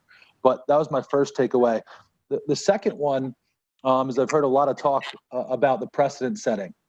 And I've advised the trustees previously on this exact topic on this application that we're really not setting a precedent. And interesting enough, John Courtney's advice to the trustees in 87 in the minutes was very similar to mine, in that the trustees are afforded the ability as property owners to decide these things on a case-by-case basis. And that any decision for any dock in any part of any harbor owned by the trustees really would be unique to that location based on the different bathymetry, water flow, seeding, whatever it may be. So it's really I just really want to advise the trustees against that concern of setting a precedent, because each one of these really is such a unique case-by-case basis, and you could never compare putting in this dock in at one area of this harbor to another area of the harbor, or Hog Creek or Sag Harbor, or any of the other trustee holdings. So I'm going to kind of re-up on that advice to you guys, that I don't agree that there's a precedent set, especially given how different and unique that each one of these cases are, each one of these applications, and all our different bottomlands. Lastly, two kind of real important points that were brought up in these minutes on docks. One is that they need to be out of the water by December 1st. They're hard and fast on that. And two, that the dock couldn't impede uphill or upland access to beachgoers and walkers. So I haven't looked at it recently to see if there is the upland ability to walk around this dock, but that was an important one during the minutes on a different application, and that was ultimately approved with I think like a 7-foot high walkthrough. So that's another important point to look at. Is there ability for the people walking past on the beach to continue to do so? So anyway, those are 3 or 4 of my really important takeaways. I found it a fascinating read, and ultimately the trustees in 86 and 87 were doing exactly what you guys are now, which was taking their time, discussing it exhaustively, and hopefully coming up with the right decision here. So good job to the trustees so far. Thank you. I'd just like to say, Chris, listening to what you just said, and thank you so much for adding to this discussion, that when you refer to people walking on the beach, the homeowner right now, the applicant's home is completely bulkheaded, as is their neighbor to the south. To the north, the property that they recently purchased and closed on is fairly, from what I can see, scoured out, because the bulkhead wraps around that property, their property, and it would appear, and I have no scientific knowledge of this, but it would appear that beachfront is scouring out as a result of having actually, no Susan, bulkheading. I'm pretty familiar with the property to the north, and okay, but I just let me finish, Jim. One sec. All right. And my question I still ask, is the applicant coming before us in the future for bulkheading to prevent that in the northern property that they own? And I didn't hear an answer to that. But that aside is off the dock. It's just a question for me in terms of conservation and protection of the coastline. I don't see that people can really walk by where the dock would be, because there is no beach left to walk by because of the bulkheading. Yes, Susan, that's correct. At mean low water, there is maybe a very small amount of beach according to the plans we have, and then at mean high water, there is no beach, and the water reaches the bulkhead. So, right. There most of the time there's no way to walk under right. here. That's and the problem with bulkhead. The rest of it's bulkheaded to the south too. So yeah, that is an issue with bulkheads. Of course, is that they move the wave action, to the sides, right, and go up just next to them. I've never heard him have any plans to bulkhead the property he recently purchased. Okay. I know he's repairing the current bulkhead. That is an issue. There is no beach there. And if we the dock is installed, then you have no beach. You'd have to go underneath the dock. And correct me if I'm wrong, but part of this dock will remain in the water in addition to the piers themselves.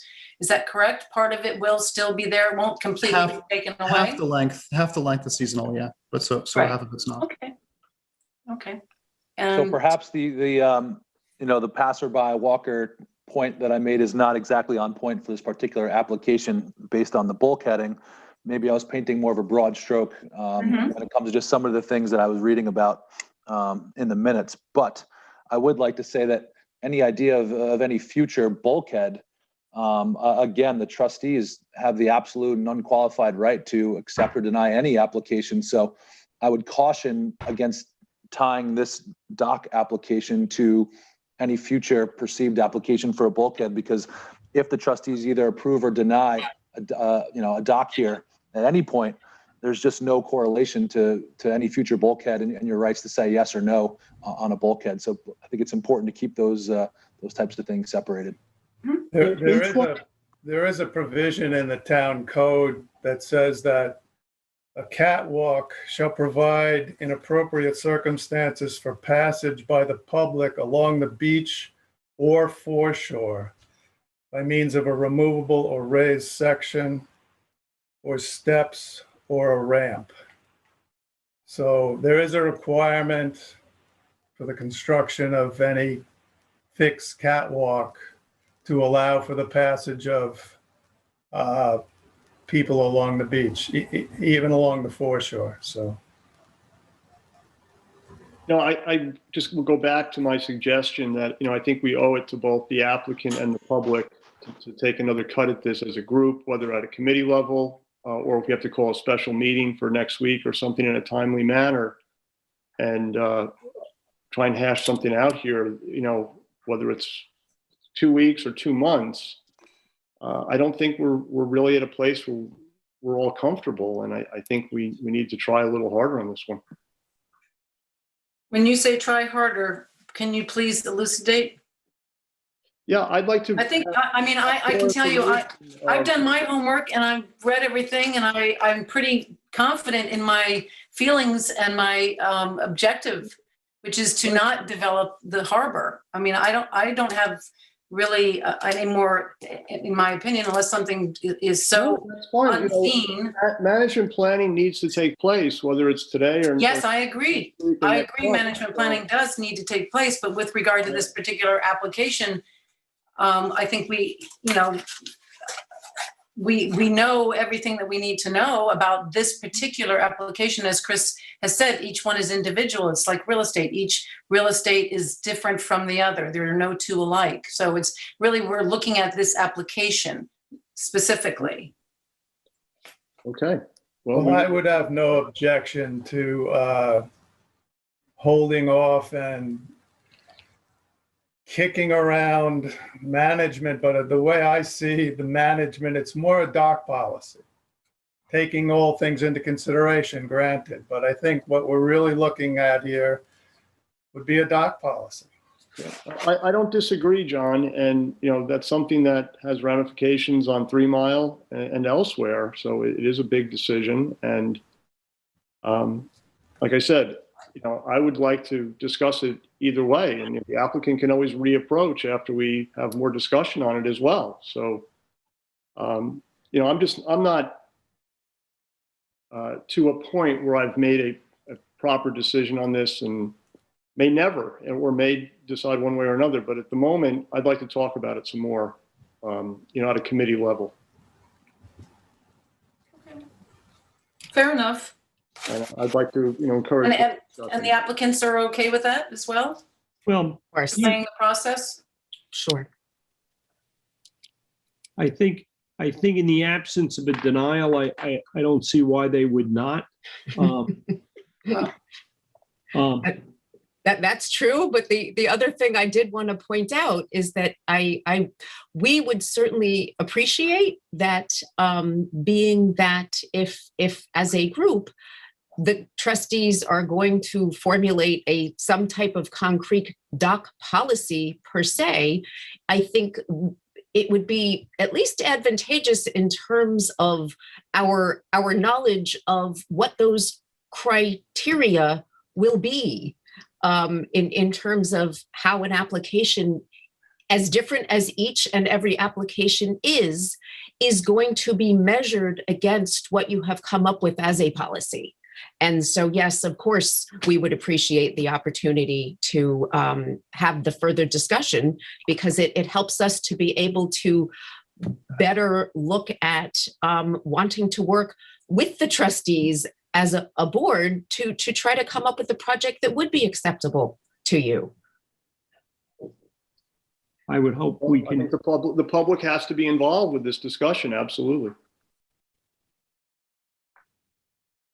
Yeah, I definitely see the need for the trustees to have, a more a dock policy that's more, what's the word I'm looking for? More thorough and, covers all the bases here.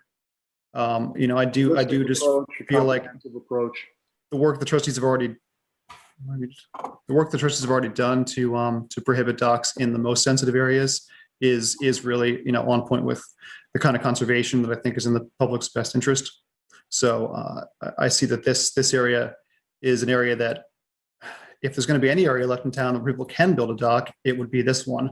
So, the whole time my feeling has been that that's sort of how the trustees probably came to this. Now, I haven't read those minutes that John found, and I wouldn't mind doing so myself, just for my own edification and just because of my own interest in the whole topic.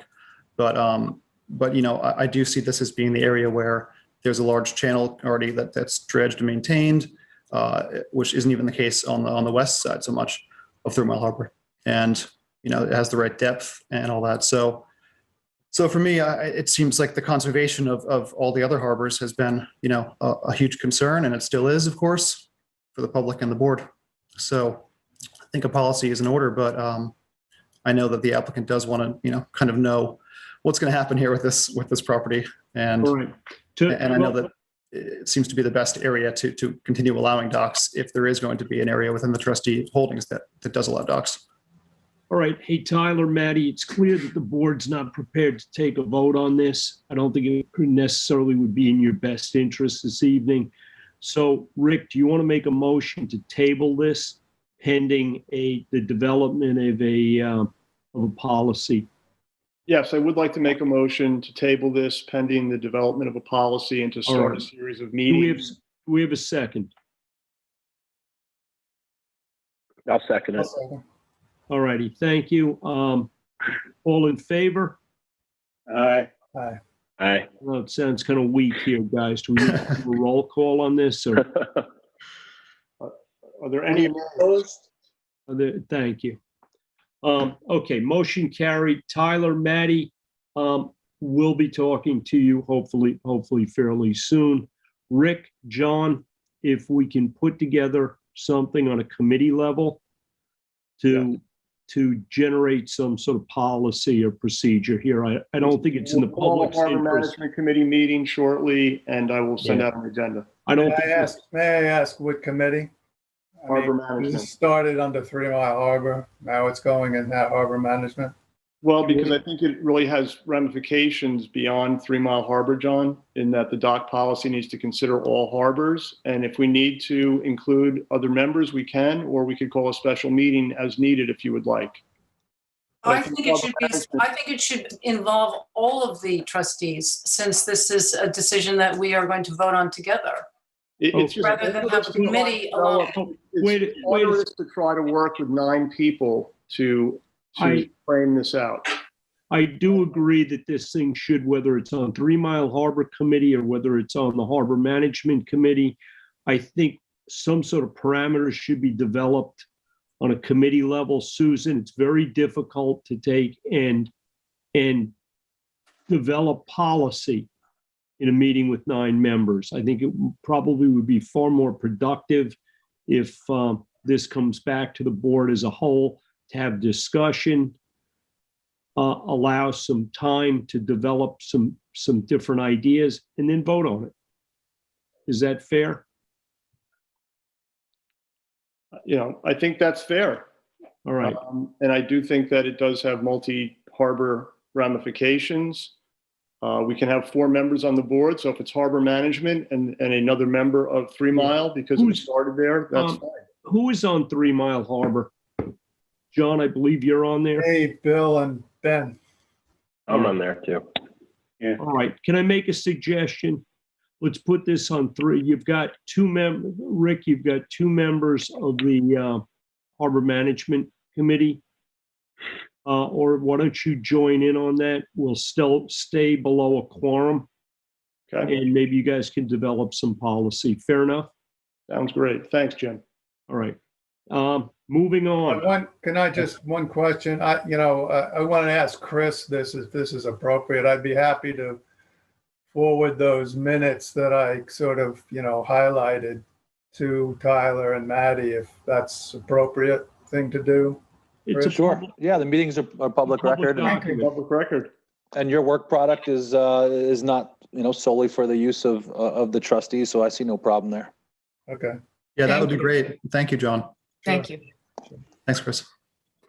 Thank you, Tyler. Okay, well, thanks, everyone. Okay. All right. Thank you. Guys, Bye. have a good evening. Okay. You too. All right. Moving forward, new business. Aquaculture Committee, request from the Promised Land Kelp Company to lease bottom land from the East Hampton Town Trustees.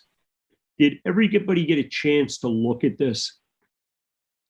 Yes, and it's a very interesting application. What's perhaps unique about it is the request to use trustee public bottom land for private aquaculture. I think it's the first such real viable request in the form of a semi-business plan, which is another new bar, so to speak, that's being set in terms of the asks on public resources.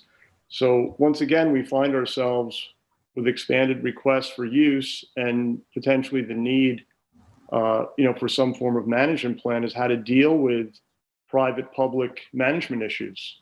Okay. Very related.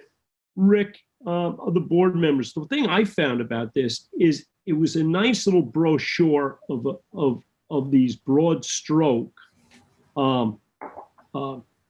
requests that had absolutely no specific. What bottom land are they looking to utilize? Well, Jim, if I could just chime in on that. They're aware of that. And I talked to Lori McGarver about that specifically. And I think, this was just sort of a preliminary run by the board. And the way I see it, the main issue is, as Rick said, the leasing of, or the allowing the use of trustee waters for private commercial aquaculture in some form. As I see, kelp culture is a little bit different than what typically we've talked about, whether it's fish or shellfish culture. Kelp culture, it can be done in closed waters. And both this group and a previous inquiry about growing kelp by Chuck Wade, I believe his name was, both sort of pointed out the potential benefits to water quality that kelp culture could provide the trustee waters. So as I see kelp culture, if we are going to move forward with considering it, we're really talking about locating it in closed waters, in part in order to help remediate the conditions in those areas. Okay, but John, how does that impact the public's access or use of those bottom lands? Would it restrict as much as kelp culture will. And I'm no expert on kelp culture, but there are ropes and anchors and floating devices involved. You are going to lose access to the surface waters and the bottom land in that area. So if you were duck hunting, let's say in the winter, that's a potential conflict of use for that specific area. But it's much reduced from the summer when it would be boating traffic and kayaking, and in certain areas maybe swimming. But if it's closed, maybe not. So there's definitely potential conflicts of use, but the winter season is certainly more attractive than the summer season. I wanted to point out that the Water Quality Technical Advisory Committee, which we'll get to in a little while, we did support the sugar kelp grow out project with the shellfish hatchery. So that is something that is new with the kelp grow out. And I also, reading the proposal, the kelp can only be harvested for about a month, and it does not interfere with oyster growing. So that's a plus on that side. Right. But I am concerned about the trustees' bottomlands being used for commercial purposes if that is something that we in the past have not permitted. That's a question I have. I think there's a huge difference between leasing and allowing on a permit system.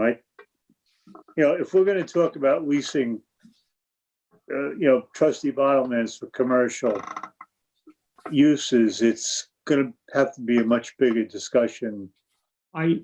Well, I guess one question I have for the board is, how do we see the distinction between what we're talking about now going forward with leases for all intents and purposes, leases that we now do allow for the private use of public bottomland?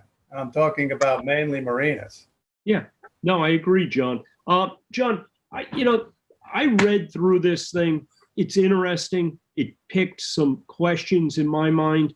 I think what would be far more productive than bog this board down speculating on what's going on here, or basing all of this on one member's conversation with one of the applicants, is to have a representative of the Promised Land Kelp Company come perhaps to our next meeting.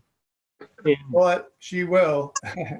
That's kind of, I offered her to come to this meeting, but I told her that we would probably be having this discussion, and she did opt to come to a subsequent meeting. All right. So why don't we? I find we can bog ourselves down here tonight. I've got life. Everybody else has a life. I think we've got enough business to take care of. Probably would be better. Our time would be better served having a more interactive conversation at our next meeting about this. All right. I would like to understand if the trustees do not permit commercial enterprises in the bottomlands currently. Is that something Susan, that is current? Susan, clearly we do. We issue commercial shellfishing licenses. As John mentioned, we do lease bottomland for marinas. It's not an unheard of proposition, but a little like the docks, we're going to have to balance the public's interest here against whatever our personal feelings are on aquaculture. We really don't lease bottomland to docks. We charge them for we don't charge them for like the square footage. No, but in a sense, Bill, by virtue of allowing somebody to put slips, put pilings, and define a slip, we are by virtue the fact that we're excluding the public from that portion. We are in all senses. We have had discussions about changing the policy of charging per piling and things like that to this might be a bigger issue. And I don't see that we have to necessarily call an allowance a lease.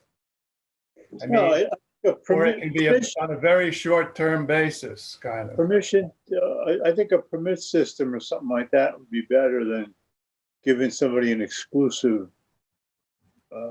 I don't see that you necessarily have to give anybody anything exclusive other than the allowance to do what they're doing in the area.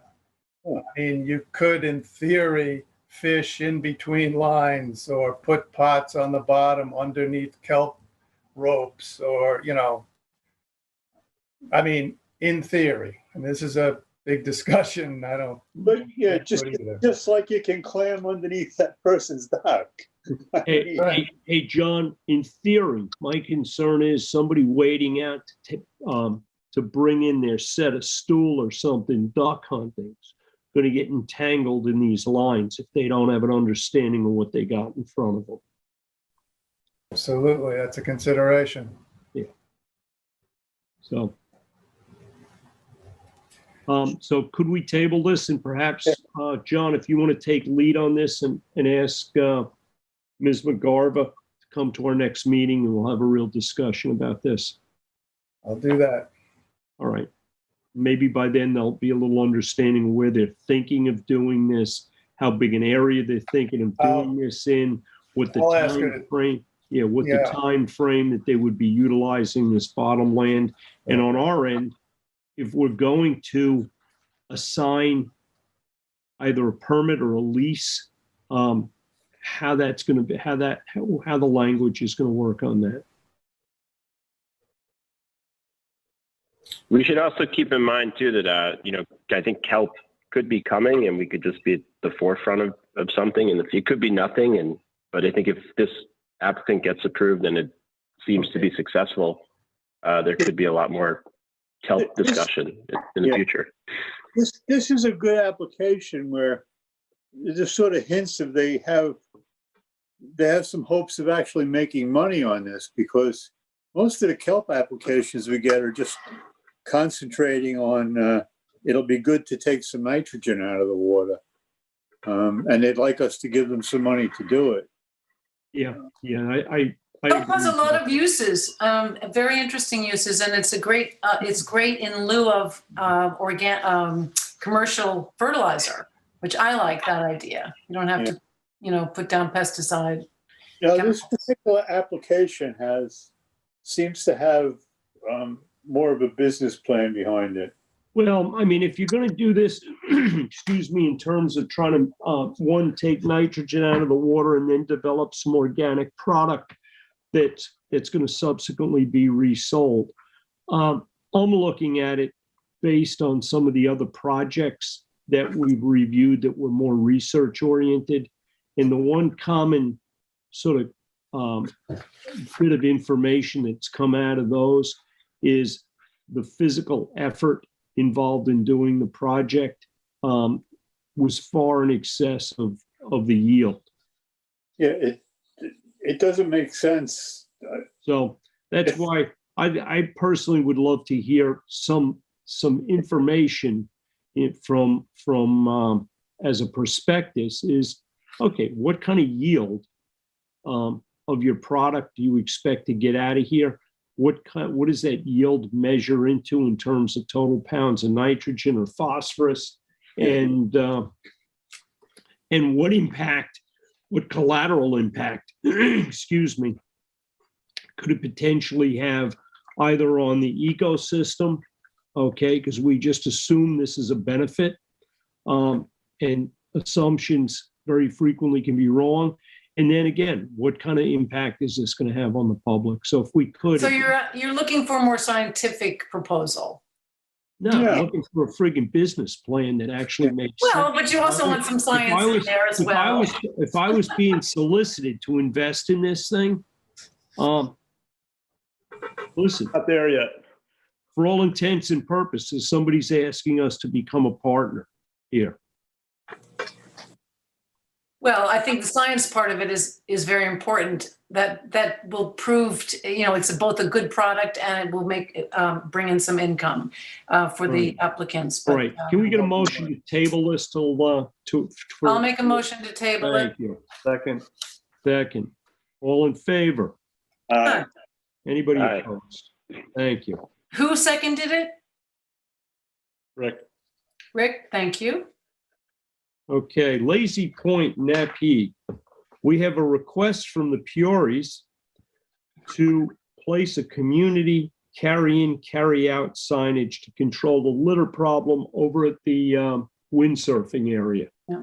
Did you all get my pictures I sent to you from the Badkins? They had a cleanup this weekend, and they sent a bunch of pictures, Joan and Vincent did, of the debris that they picked up, including tires, and they put it all at the garbage cans. But I don't know that we want to put signs up, except maybe on the actual receptacles, and maybe add some receptacles, because there are various different areas that the debris is being left, not just at that ramp.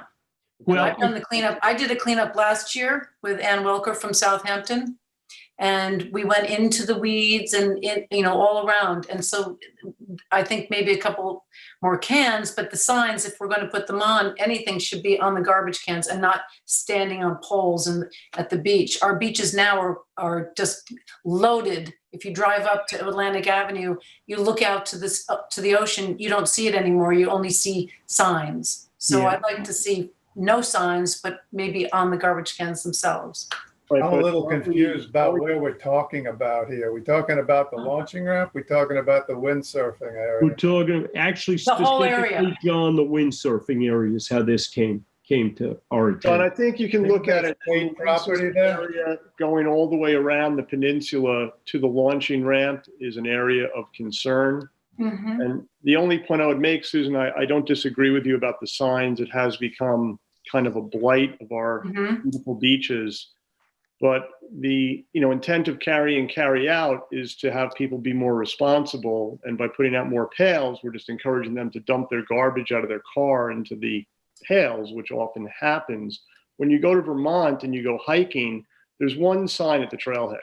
Mhm. Carry out what you carry in. There's no garbage. There's no pails. There's an honor system. And if you're seen littering, you're really shamed to the point where you would probably never do it again for the rest of your life.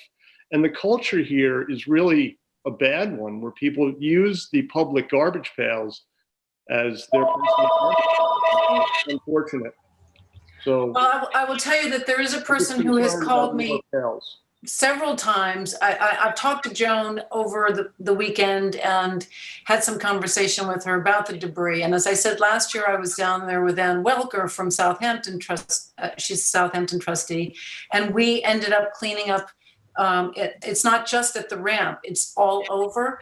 But one person in particular has called me about beer cans, and somebody has been lining them up so that they look, they're all in a row. It's being done deliberately, and they repeatedly are leaving beer cans. So I understand, I would love to have carry in, carry out and have people on the honor system. But I think unfortunately, this community is a little different, and we get visitors who come and go, and they kind of, they don't want to be burdened with the garbage. So they leave their household debris from their rental home or a temporary visit to the beach, and they just think someone else will take it away, which we do. But I just don't want to see too many signs, because it takes away the beauty from the bay, and Napeague Harbor is so beautiful, and to see signs all over the place. Are there many signs down there now at the windsurfing launch? Probably parking, if anything, parking by permit or assigned to a boater or something. Not too much down there now. That's an area that. Hey guys, I think this may be one of those things that could be perhaps speaking to parks, finding out the frequency which they dump the garbage down there, and maybe asking them to expand a little bit on the frequency, because what may very well be happening here is we're coming into the portion of the season where there is more use in these areas. And it may be a case where parks just is not quite up to speed with the amount of use that these areas are getting right now. And because what did seem obvious down there is the cans were overflowing. We see this all over town. So, and as I said, I think a lot of people just bring their household garbage to those cans, and when they're filled, they leave them on the ground, and then of course animals come and pick them apart and drag the debris into the thicket and wooded areas. So it's a problem. One of the cans I see is very damaged. It should be replaced. The wooden slats are all gone, and you see the actual, I think we need a little. So is the Lazy Point Napeague Committee going to talk to parks? Yeah. I think that's good. That makes more sense to me than just immediately sort of doing a knee jerk on adding yet another sign. Okay. Jim, do you want me to make that call, or? Doesn't matter. You want to make the call, you can. I know you're in a busy season. I'm happy to make a call if you'd like to the parks. Oh, sure. Call parks. See what we can do. Okay. All right. All right. Moving on. Old business. Dr. Gobler's 2021 water quality testing proposal. Yes. Subcommittee. Here we are. Jim, John, me, and Bill. So we met with Chris and had a long discussion about the results and how we might benefit moving forward. And unless I've got this wrong, I think, we pretty much one major difference is that Chris is getting a sort of a remote testing vehicle that will be able to traverse the harbor. And he's agreed to use that once or possibly twice, depending on how the maiden voyage goes on it, to take continuous readings of temperature, salinity, dissolved oxygen, chlorophyll A, throughout the harbor. So I think we're trying to target Aquatic Harbor. And we're going to try and do Naphegan to Aquatic. Right. And also, I think we mentioned 3 Mile Harbor. He thought he might be able to do that as well. It's a remote, for the board, it's a remote catamaran. And he expects it to have it hopefully by mid-July. So it will be really a virgin voyage to see how well it works. But it sounds very interesting. He'll be able to collect information through this without having to actually manually sample the water. And we discussed shifting the DNA testing around a little bit. Mm-hmm. Right, and adding a couple of interim stations in 3 Mile Harbor and Aquatic Harbor between the North Station and the South Station to try to get an idea of what's going on in between, to try to tie things together. Hey, did you guys talk about adding more testing at Little Northwest Creek? The Sag Harbor Water Testing Initiative did 3 grab samples last year at Little Northwest Creek, but I don't believe the East Hampton Core program included Little Northwest Creek. And now that we're moving forward there and we've established our position that, Rick, you might recall when we were talking about when we had to go through the permit application process for the DEC and Army Corps permits, Chris added Little Northwest Creek last year as a prerequisite to that permit process. And that's actually the lead-in, if I can mention about Little Northwest Creek. I spoke to Drew Bennett today, and as you know, we had this whole little secret review that we had to go through. And what do you call it? The Army Corps, actually, they had the only one that weighed in on the Army Corps application was the EPA, and their questions were regarding the water quality. So Drew has a copy of Gobler's report from last year. He's going to incorporate that information in the application, and that probably will go out sometime next week to Army Corps. So that should be settled, and hopefully the permits are issued fairly soon. Excellent, excellent. Thanks, Jim. So our meeting with Dr. Gobler, he went back and gave us a proposal, which I did email out to everyone to review. And if you didn't receive it, I think, Jim, did you end up finding it in your email? No, but I've got it here and I've read it while we were going through the meeting. Okay, I think, John, you had some questions as to exact locations on 3 Mile Harbor that you thought we would move around. We didn't determine where they should be, other than generally speaking. So I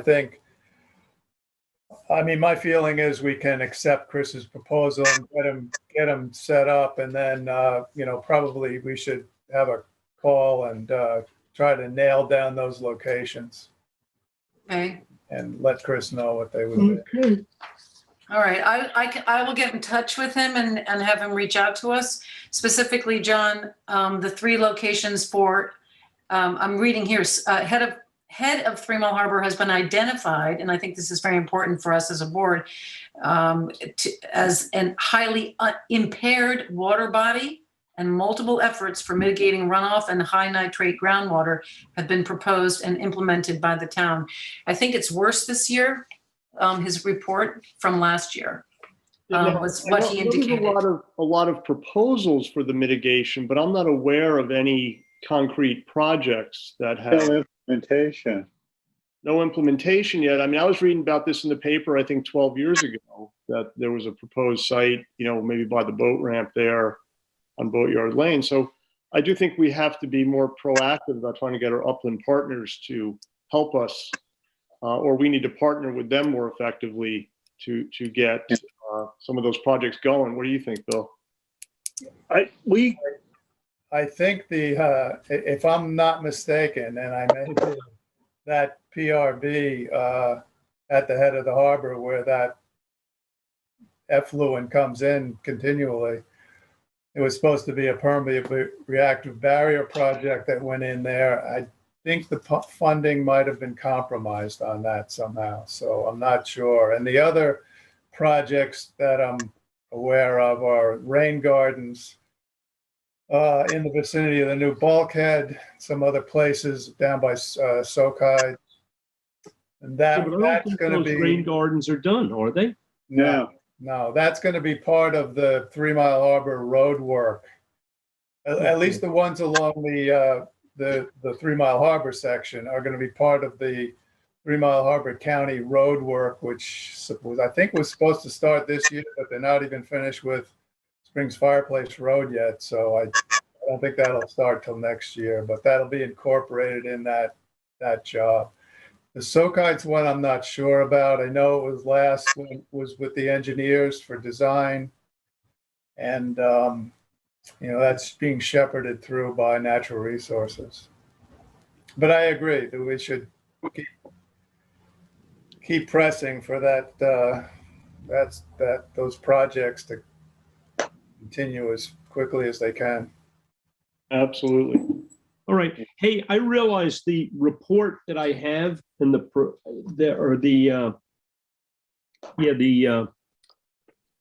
one I'm looking at is for 2020.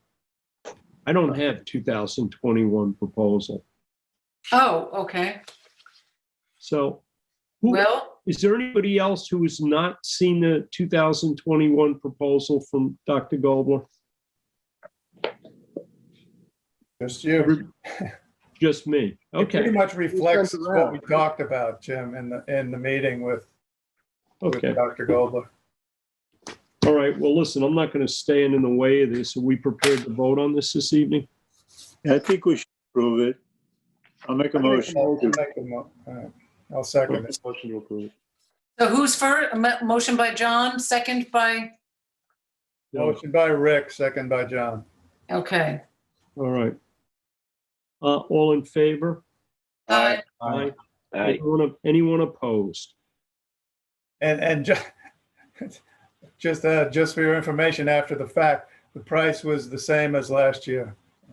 Well, that's important. Not all bad. And now we get the auto catamaran. We don't know what. Now, we would actually, the one concession we got on that is we get to name this thing. Oh, yes, you came up with a name already, didn't you? I thought of either the Minnow or the Baby Jesus. The Minnow. I think it's going to have to be the Minnow. I know, you keep calling Dr. Gobler Baby Jesus. I don't know. Come on, you've never seen Ricky Bobby? No, what is that? Who is that? Minnow is cute. I like Minnow. Minnow's good.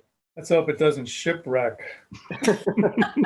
I know, it's by remote. I don't know how this thing works. I said, what if it gets out of control and runs into a bulkhead? Well, what if it goes out into the inlet and it gets run down by another boat? But anyway. Okay, moving along. Moving along, powering soft clams. John. Well, actually, Rick should take that. I think we're in the process of calling for a public hearing, right, Rick? Yeah, we're in the public hearing process. We're waiting for feedback. I was expecting to see some of the Baymen weigh in, and if other members of the public want to weigh in. And we are going to hold a trustee committee meeting to greet any members of the public later this month.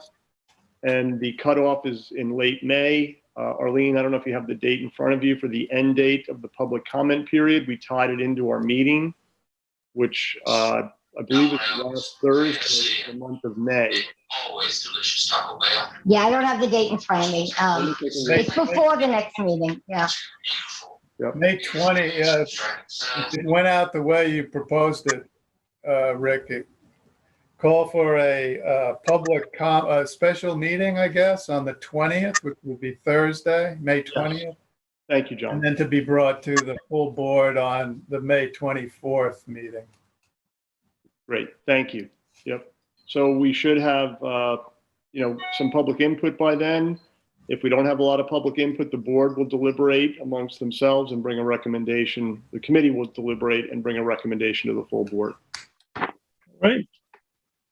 Thank you. All right, committee reports. Aquaculture. Okay, all right. So just briefly, because the time is getting late for everyone, I just have a short report from the East Hampton Town Water Quality Technical Advisory Committee, and we have been reviewing 11 applications for this year. And I'll just give you an update on those that I can report to you that have been approved. We all know that we had funding from the CPF fund for the pump out boat award. Also, the Village of East Hampton environmental dredging of the town pond, which is underway now currently. And Village of Sag Harbor, EH8, the bioswale on Hempstead Street for the engineering design. And funds were provided for, as I said earlier, the town aquaculture department with Barley, who was an applicant for the shellfish hatchery for the sugar kelp grow out. So we are working on other applications, and when those are either approved by everyone, the town board, I think tomorrow is the Department of Natural Resources is going to have a meeting with the town board. As soon as those are determined, I will let you know what they're doing. But it's a very interesting group. I really am enjoying it. John comes to the meetings, John Aldred. So I find it very interesting, and I'm learning a lot. And it's a wonderful thing that we have this community funding for projects that are about cleaning the water, keeping water good for the community. So I'm very happy to be a member of that. And thank you to John, who's there to absorb all the technical information as well. I appreciate it. So that's it for that report. And then the Aquatic Harbor Salt Marsh, we had a meeting April 22nd. Jim, John, myself, we attended, and that was to really kick off what needs to be done next in terms of going forward with Peconic Estuary Partnership and the various different agencies and stakeholders. So right now we are looking at the first step, which would be to come up with a conceptual plan, and the funding for that. There was an estimation of, I think, $50,000, if I'm not mistaken. Jim, do you remember 50,000? I think it was. Yeah, that was the number that was rolled around. So that's the first step, the conceptual planning. The second part would be an engineer. They're looking at, I think it would be a year for the concept to be come up with that. And the second part of it would be another year. So we're looking at a 3 to 4 year period for this entire project. And of course, raising funds is going to be extremely important to do this project properly. And so it's a long and involved project. John, Jim, you want to jump in and say anything to this effort? Well, I mean, a lot has been talked about with respect to Aquatic. To a certain degree, the discussions kind of found themselves all over the map, whether a sort of a comprehensive management plan and project plan would be developed for Aquatic, or whether some select specific sites and specific operations or projects would be proposed. I think we're really yet to solidify that in the discussions. So I feel like this, even though a lot of talk has gone on, we're really a ways away here from anything that I describe as shovel ready. Yeah, I'd just like to add that I agree with Jim's characterization there, but I think as the meeting progressed and mainly people from East Hampton chimed in on just that point. You know, is there anything we can do to move this along, to whatever it may be, to keep this going on a ground level basis?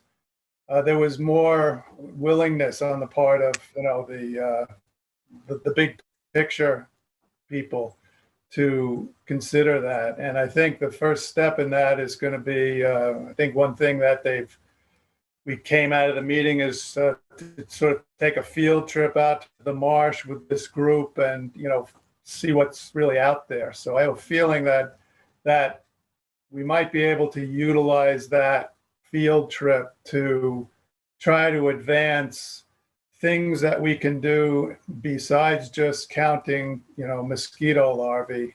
That might, you know, be sort of interim steps, or even if it's just additional monitoring, like do salinity readings in the mosquito ditches, that kind of thing. That might, you know, be a little bit more of a hands-on approach. Yeah, or target one finger of that marsh for Well, I think we doing the runnels and removing the dikes and start to basically collect data on whether that is improving the marsh or not. Because right now, these sort of comprehensive ideas and plans, they are sort of, you know, part of that is undoing some stuff that was done years ago that at the time they thought this is going to be the thing that fixes the marsh, and we're finding out that it's actually caused as many problems as improvements there. Well, much of our work for the mosquito larvae water sampling has been close to the inside of the salt marsh and not so much on the outside, which is where we would find and be able to identify the boards that were installed during the 1940s that were, as you say, Jim, meant to help the salt marsh. But on the walk that we discussed doing prior to the mosquito larvae water sampling would be to go out further into the marsh to find out where these areas are. So that would be a preliminary step in the right direction. This is such a big project that it requires the steps and to formulate the idea. So although we're years away from actually getting this underway, we're taking the first step. And I think that's how you do this. You start, you know, first step and then the next step in front of each other. There was a slide presentation. Dr. Nicole Marr spoke with her own slide presentation. Then there was one done by Elizabeth Hornstein from the DEC Peconic Partnership. So, you know, the more information that they are able to put together and present to the stakeholders and to the members of the various different organizations, this is how a plan is created. And there are quite a number of people who are involved in this effort. And I think it's moving slowly, but everything does have square wheels and it's going forward. So I'm excited about it as a project, and I think it's a very good one. And I think the people who are involved are excited about it. All right. So, well, thanks, Susan. Anybody else have anything on this? All right. But on Accabonac Hog Creek, when we did have some discussions the past couple meetings about an application 19 Isle of Wight with the bulkhead and basin discussion as to whether or not it should be charged an annual dock fee. And I believe the closing of the permit was tied to us deliberating on the appropriateness of a dock fee for that application. So can we take a moment, just try and clean that up right now? Sure. Great. So the discussion we had at the Harbor Management Committee was that when a basin or bulkhead is sited and built in total or in part on trustee property, and it is used as a dock, it is to follow the established trustee permitting process, and upon approval, given that it is approved, it will be charged the minimum annual dock fee at that time, and the fee will be assessed on an annual basis. So this is for projects that are on trustee property, not something that has been dug out on private property. It has to be in part on trustee property or in total on trustee property. So that was the I believe, the consensus that we came to as a committee, and I would like to recommend that that be applied fairly to protect trustee interests and be fair to the private applicant as well. Thank you. May I ask a question, Rick, about when you say the boat basin? So the homeowner who has carved out the area to put their boat inside, obviously the water comes into that area that they've carved out of their property. So when you say trustee property, are you referring to the newly cut out area, which becomes the boat basin? In this application, it's just some of it, the returns to the waterward side, but the applicant's own survey shows the property line going through the bulkheaded basin. So if it was not shown on the survey, it wouldn't be applicable. So it has to be defined with a certified document that it involves trustee property. It's not because the water flowed into private property. It's because it was built on trustee property. Yeah, Susan, I think, the discussion was people built basins, they built it on their own property. But in some cases, and this is one of them, one of or two, or I'm not sure if both, or one of the legs of the basin, not, the ones that sort of jut out towards the water, in this case, sticks beyond the shoreline. So there is a little bit of that walkway bordering the basin that sticks out into trustee property. And that's really what we're talking about. Feeling that I'm trying to envision this. The circumference of the boat basin sticks out into the waterways. Susan, think of a horseshoe. Yeah. My fingernails of my two pointer fingers, or the first joints, Right. are out beyond trustee property. Right, and that would be where your knuckles are. So right. Those bend points, so to speak, where the trustee property line is on the survey. Okay. And then the rest of it was dug out on private property. So in that case, we felt it was fair to just charge the minimum fee so the public's interest is represented, but it's not a burden to the applicant. This particular applicant didn't even build it, but it's 3 generations back of ownership. But this wasn't permitted ever. So is this going forward, or is this particular applicant now? Application, as we spoke about earlier, every application has to be judged on its own merits, but this one is clearly on the public's property, and that's why I felt it was worthy of a minimal dock fee to document those rights properly. It sounds like a good way to resolve this whole issue. Okay. I'd rather see it going forward as opposed to charging somebody who's had a dock there since 1970 something. Well, nobody else is going to be building boat basins. That was outlawed a long time ago. This really is about just protecting the trustees' rights and the public's rights, Susan. It's not about. No, I know, but it just seems to me, I'm getting the sense that we're penalizing someone who's been there for many years, and now we've decided to. Selling the property, it's up for sale. No, I know that. I know the broker. The broker called me about it. Yeah. So. Well, I think you have to look at it the way similar to, something being built illegally. Nobody really had the right to build into trustee property. They did. And now, the question is, what do we do about it? And I think this is appropriate. It's an acknowledgement that this is built into trustee property. There's a minimum charge for it, like we charge everybody else for dock fee. And we move on. I'd like to make a motion to assign the annual minimum dock fee to the property and move on. I'd like to stop this for a moment because I'm not sure that, are we changing a policy from what it as it exists right now? It would seem so. I don't believe. I don't think. Bulkheads that were built on private property, we referred to Hampton Waters, and I think their survey shows the bulkhead on their property. So if they have a survey that shows their property, Are we changing a policy that are we looking at this differently than it has been looked in the past? And if that is a change in policy, Does this deserve comments from the public and a separate vote? Well, what was the policy? I don't think there was any policy. Okay, it's a question. Yeah.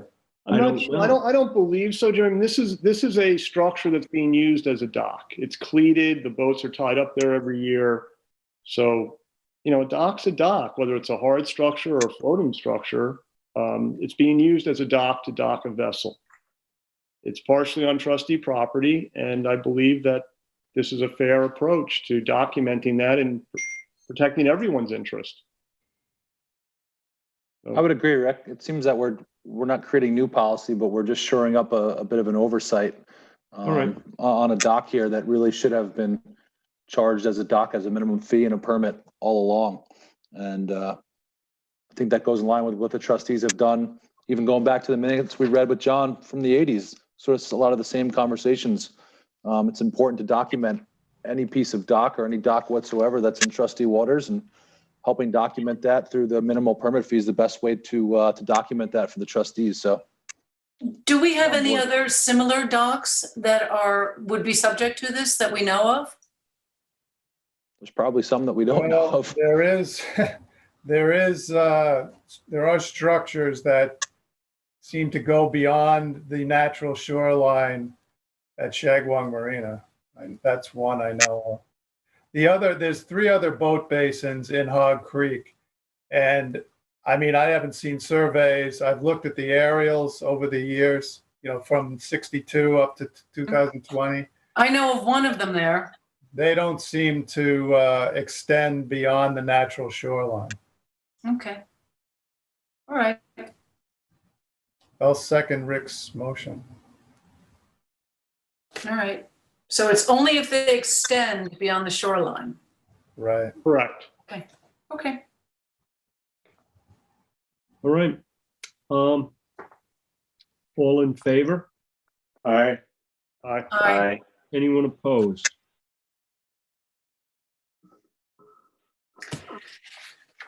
Passed and carried. Passed and carried. Let's see, Lazy Point Napeed Devon Yacht Club, we that's been done. Pamela Keene, leaseholder in Lazy Point of 170. I sent everybody a picture of her fence, and I think we should make a motion, or I'm willing to make a motion that we give her permission to fix her fence, which is falling down. It's a stockade fence. She just wants to replace in kind. I'd like to make a motion. I'll second that. Thank you. Okay, just keep aware, guys, this does not require a building permit. This is replacing a fence in place in kind. It's just a matter of courtesy on their end to come to us as the property owners and get our permission. So we have a motion, we have a second. All in favor? Aye. Any opposed? Okay, motion carried. 3, clarification of Lazy Point residency requirements. As some of you may or may not be aware, there has been an incredible amount of interest in any properties that are currently available in Lazy Point. Concerns that our committee has related to that is each and every one of those inquiries focus and fixate on residency requirements, and they all seem to be, how can we get around the residency requirements? And Chris, you and I had a brief discussion about this a week or so ago. We have one individual that's shown an interest in a property down there who is, asking about the residency. Right now it's 1 year. And what seemed to be clear to me is that perhaps the intent would be, if this was a speculative venture by the part of that party, that they may put the future buyer in as a tenant for a year to get the residency requirements or to meet the residency requirements. And, I see this as a door being opened that could completely change the complexion of that community down there.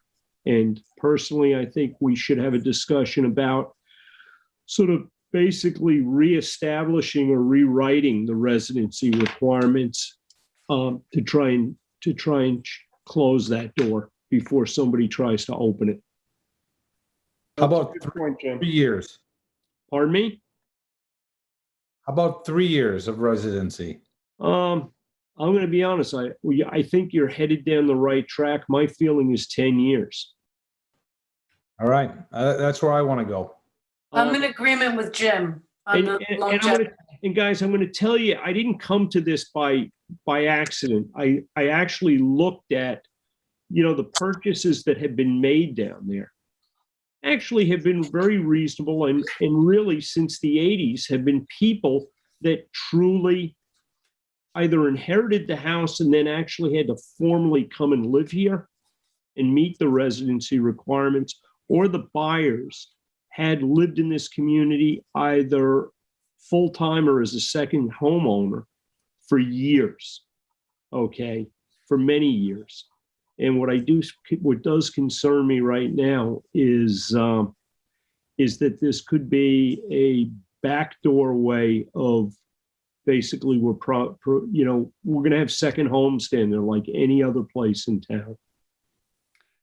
I will say, in my real estate brokerage license, I get numerous calls from people with regard to what's available there. And although I'm not practicing, and active, they call because I've been in the business for a long time, and there is a tremendous interest in Lazy Point right now. And there have been people who have confided that they don't live here, but they will find someone who does live here. And as Jim's saying, put them in as a rental, and then they will become a resident through just changing their voting or their license. And they say that they'll get someone locally who will end up being the actual person in title and work out a deal with them. So I do think that we should be very protective of Lazy Point. It's a very special place. It has a tremendous history, and it's a world of its own. And we want to protect those types of situations because they're few and far between. So I really feel very strongly that we need to be careful and really look out for Lazy Point and the residents that are there now. So it's not a place that people come in, buy a place and turn it around and flip it and sell it. It's charming. It's got history galore, and I think we need to protect it and protect the people that are there now, who have been there for decades and decades. Is it as simple as us just changing it from 1 year to 10 years? So, the trustees we have the lease, which obviously is our 35-year lease. And then typically the rules and regulations are updated and reaffirmed on an annual basis. The trustees do have the right and authority to update those rules and regulations at any time. So it's not as simple as a resolution, but it is as simple as updating the existing rules and regulations to reflect whatever new procedures the trustees decide upon. All right. Could we do this? When does that take place? When does the update take place? Just upon the decision by the trustees to pass the resolution. So it could be as soon as immediately, or it could wait till the end of the year. It's up to the trustees. I would like to, guys, I'd like to vote on a resolution or a change to the lease that we all see and read ahead of time and know exactly what we're voting on. Chris, do you think we could get something together for the next meeting? Yes. And circulate it to this board prior to and be prepared to vote on it? Yes. All right. Okay, so I'll second that. If you've made a motion, Jim. Oh, not really. No, I don't think so. I was going to say, I didn't really think I had made a motion. It was more of a Oh, all question. right. But if You're you'd ready like to make a motion at the next meeting. What's that? No, I thought you were making a motion to have Chris create a resolution that we could. Kind of in a very half-assed way. Yes, I was. But okay, so I then think we table it. I think we table it till the next meeting and we'll work on updating the guidelines in the meantime. Yeah. Okay. Now, Chris, are you going to be at the next meeting? Yes. Okay. All right. Let me Then ask I'm you, does fine. how do you feel about a 7-year instead of 10? 7? That's a lucky number. Hey, Susan, who are you trying to get in here? I'm asking. No, me. I've been here 40 years now. No, I was just thinking 7 is kind of a lucky number. My concern with 3, 5, 7, or 10 or any of them is really just the enforcement provision and how to best be able to enforce it other than by the affidavit of domicile. I know we typically require the voter registration and their ID, but how can we prove or require prospective tenant to prove that they've been here Voting. 10 years? So I guess they'd have to show their voting. Can we find out on their For 10 voting years. registration? How many years have they voted here? Yeah, is that database kept somewhere? I don't know. Yes. Yes, Yeah. Board of Elections. Yeah. Okay. I like the idea of 10 years as well. I just threw 3 out as, Well, no, my concern is, you know, 3 times. right now, I don't know how we ended up with 1, but I mean, we had 1 because they were 1-year leases. Exactly. Yep. And but I think given the fact that there is this interest, and as we mentioned, you know, we got some inquiries that seem to be more like a fix and flip deal.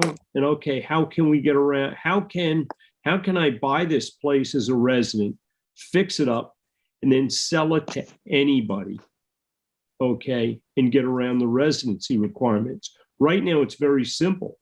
We put our buyer in as a tenant for 1 year, and they've met the residency requirements.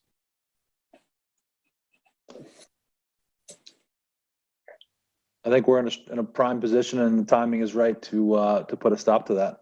All right. Yeah. Let's do it before it becomes a problem. Yeah. Well, let's do it before we're entertaining a request for a lease. Yeah. All right. Thank you. great. Sooner the better. Okay. I think we're to the payment of bills. Website. What's that? Website, I'm sorry. That's the I'm website. missing a page here. Or it's stuck to another. Yeah, we can, it's just a short thing. I actually was going to have a proposal, but I'm going to hold off and table that until our next meeting, just to let you know that we are updating the website daily, hourly, and we're, you know, it's still a work in progress. I still have some things that need to go in, but we're doing news updates. So anything that you have that you'd like to submit as a news item that you're participating in that's related to the trustees or your committee is working on something that is going to be in the paper perhaps, and we want to get a head start on it. We're doing updates on news, events, any events that you have coming up. Surfrider is doing something, you know, if Courtney wants to send some things over to me, let us know. I think what we passed here was education committee. Did we not have education on here?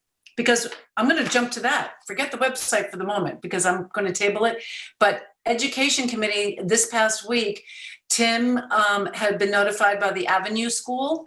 And so he sent me the email and we had our first education meeting and with Ben as well for Avenue students. And they are very excited about participating in the next balloon ban, where I will be presenting to the town board work session on May 18th, a proposal to ban helium and gas-filled balloons in the town of East Hampton, not the village, the town. The kids, you know, of course, do all the beach cleanups. We just did beach cleanup this weekend up at Loud's Point. It was done at Maidstone. I think Courtney and Surfrider, they went where, Tim? Was it this They were weekend? in Flying Point, actually. Flying Point, okay. So the kids were great. Tim, why don't you talk about it, and Ben?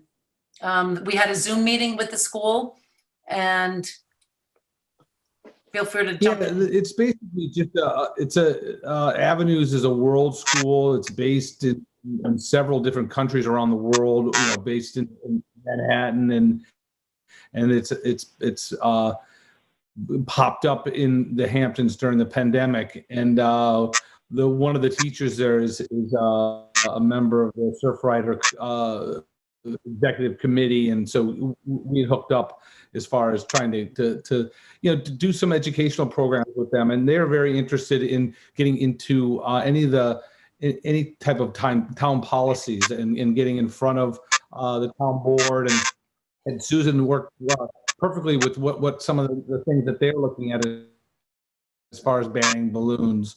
And so it was a good conversation. We did a class for them last week, and it was very positive, and the kids asked great questions, and we gave them some background on the trustees, and I think it's it's going to be a good thing going forward. Ben, can you hear us? Yeah. Can you hear me? So come on in. Yeah, it was a really great experience. The kids were very interested. They asked a lot of fun questions. They brought a lot of great young energy to the meeting, and I think it went really well with what Susan's been doing. Their original idea was to create a balloon ban, right, Susan? And then that just really led into all the work that Susan's already done, and they were all very interested in to hear the work that was already completed and how they can help continue that work moving forward. Yeah, so they and is that right? They go created ahead. a petition on change.org. And I think Teddy is the student who did the petition, and then the young girl who asked the questions. I have been emailing with the school today, and I also have approached the middle school, and they're interested. The older kids, they had a car wash this weekend, and they used balloons to attract the customers. So we're going to involve the public school, the East Hampton Middle School, as well. They were the teacher was there, and they were very excited. They want us to come in and actually physically speak to the school in the auditorium. So we'll see how that goes. So that was education, and at least even though it's the end of the year, we're getting in a little bit, and I'm hoping that we can do some beach cleanups in the summer along the way if we have some kids who are still around and happy to do that. So, all right. Well, thank you. And sorry, Jim, just want to mention, remind everyone, read your applications for the Rice and Scholarship Fund. I think next meeting is when we're going to have make our decisions, correct? And no, Susan, do we have Wednesday. You have to, Oh. No, I wrote you all an email. I need your votes back by Wednesday because I have to turn them in.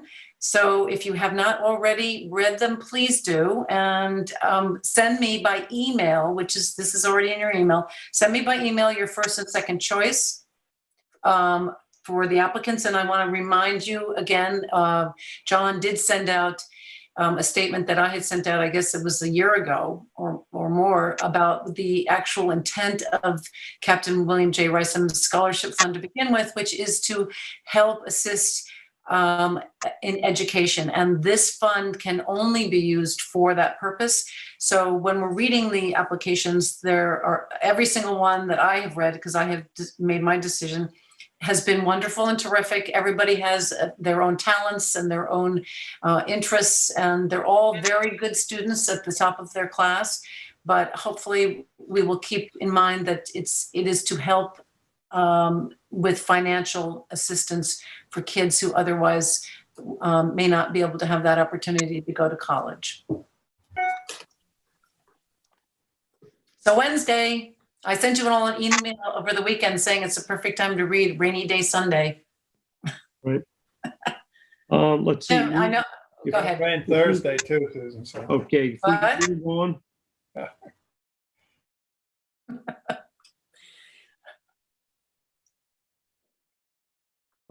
Administrative payment of bills. We have a bill from Optimum, $152.58. We've got a bill from Hodgson Russ LLP, $102,561. This is for legal services related to both the Article 7 and the litigation aspects of the Article 7.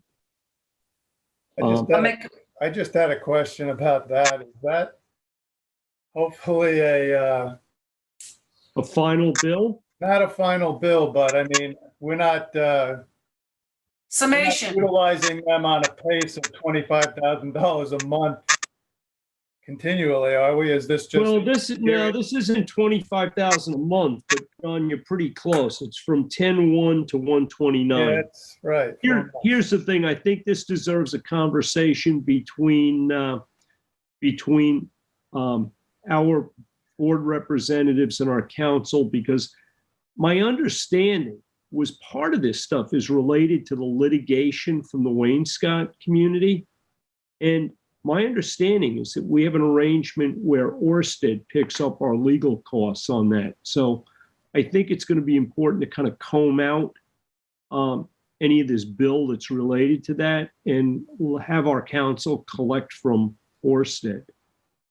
So we need to review that with them before we approve the bill, or? I would like to do that, yes. I think that's a good idea as well. I do not want to approve them this very bill this promptly. evening. What's that? We table it for just one meeting and we'll get with them very promptly and be able to vote. next time? Yes, we will. I'll make myself available. Then, you know when. All right. So we're approving the optimum. I would like to make a motion, we approve the optimal bill. I'd like to table or hold the, our legal bill until such time as we can understand who's responsible for what on that bill.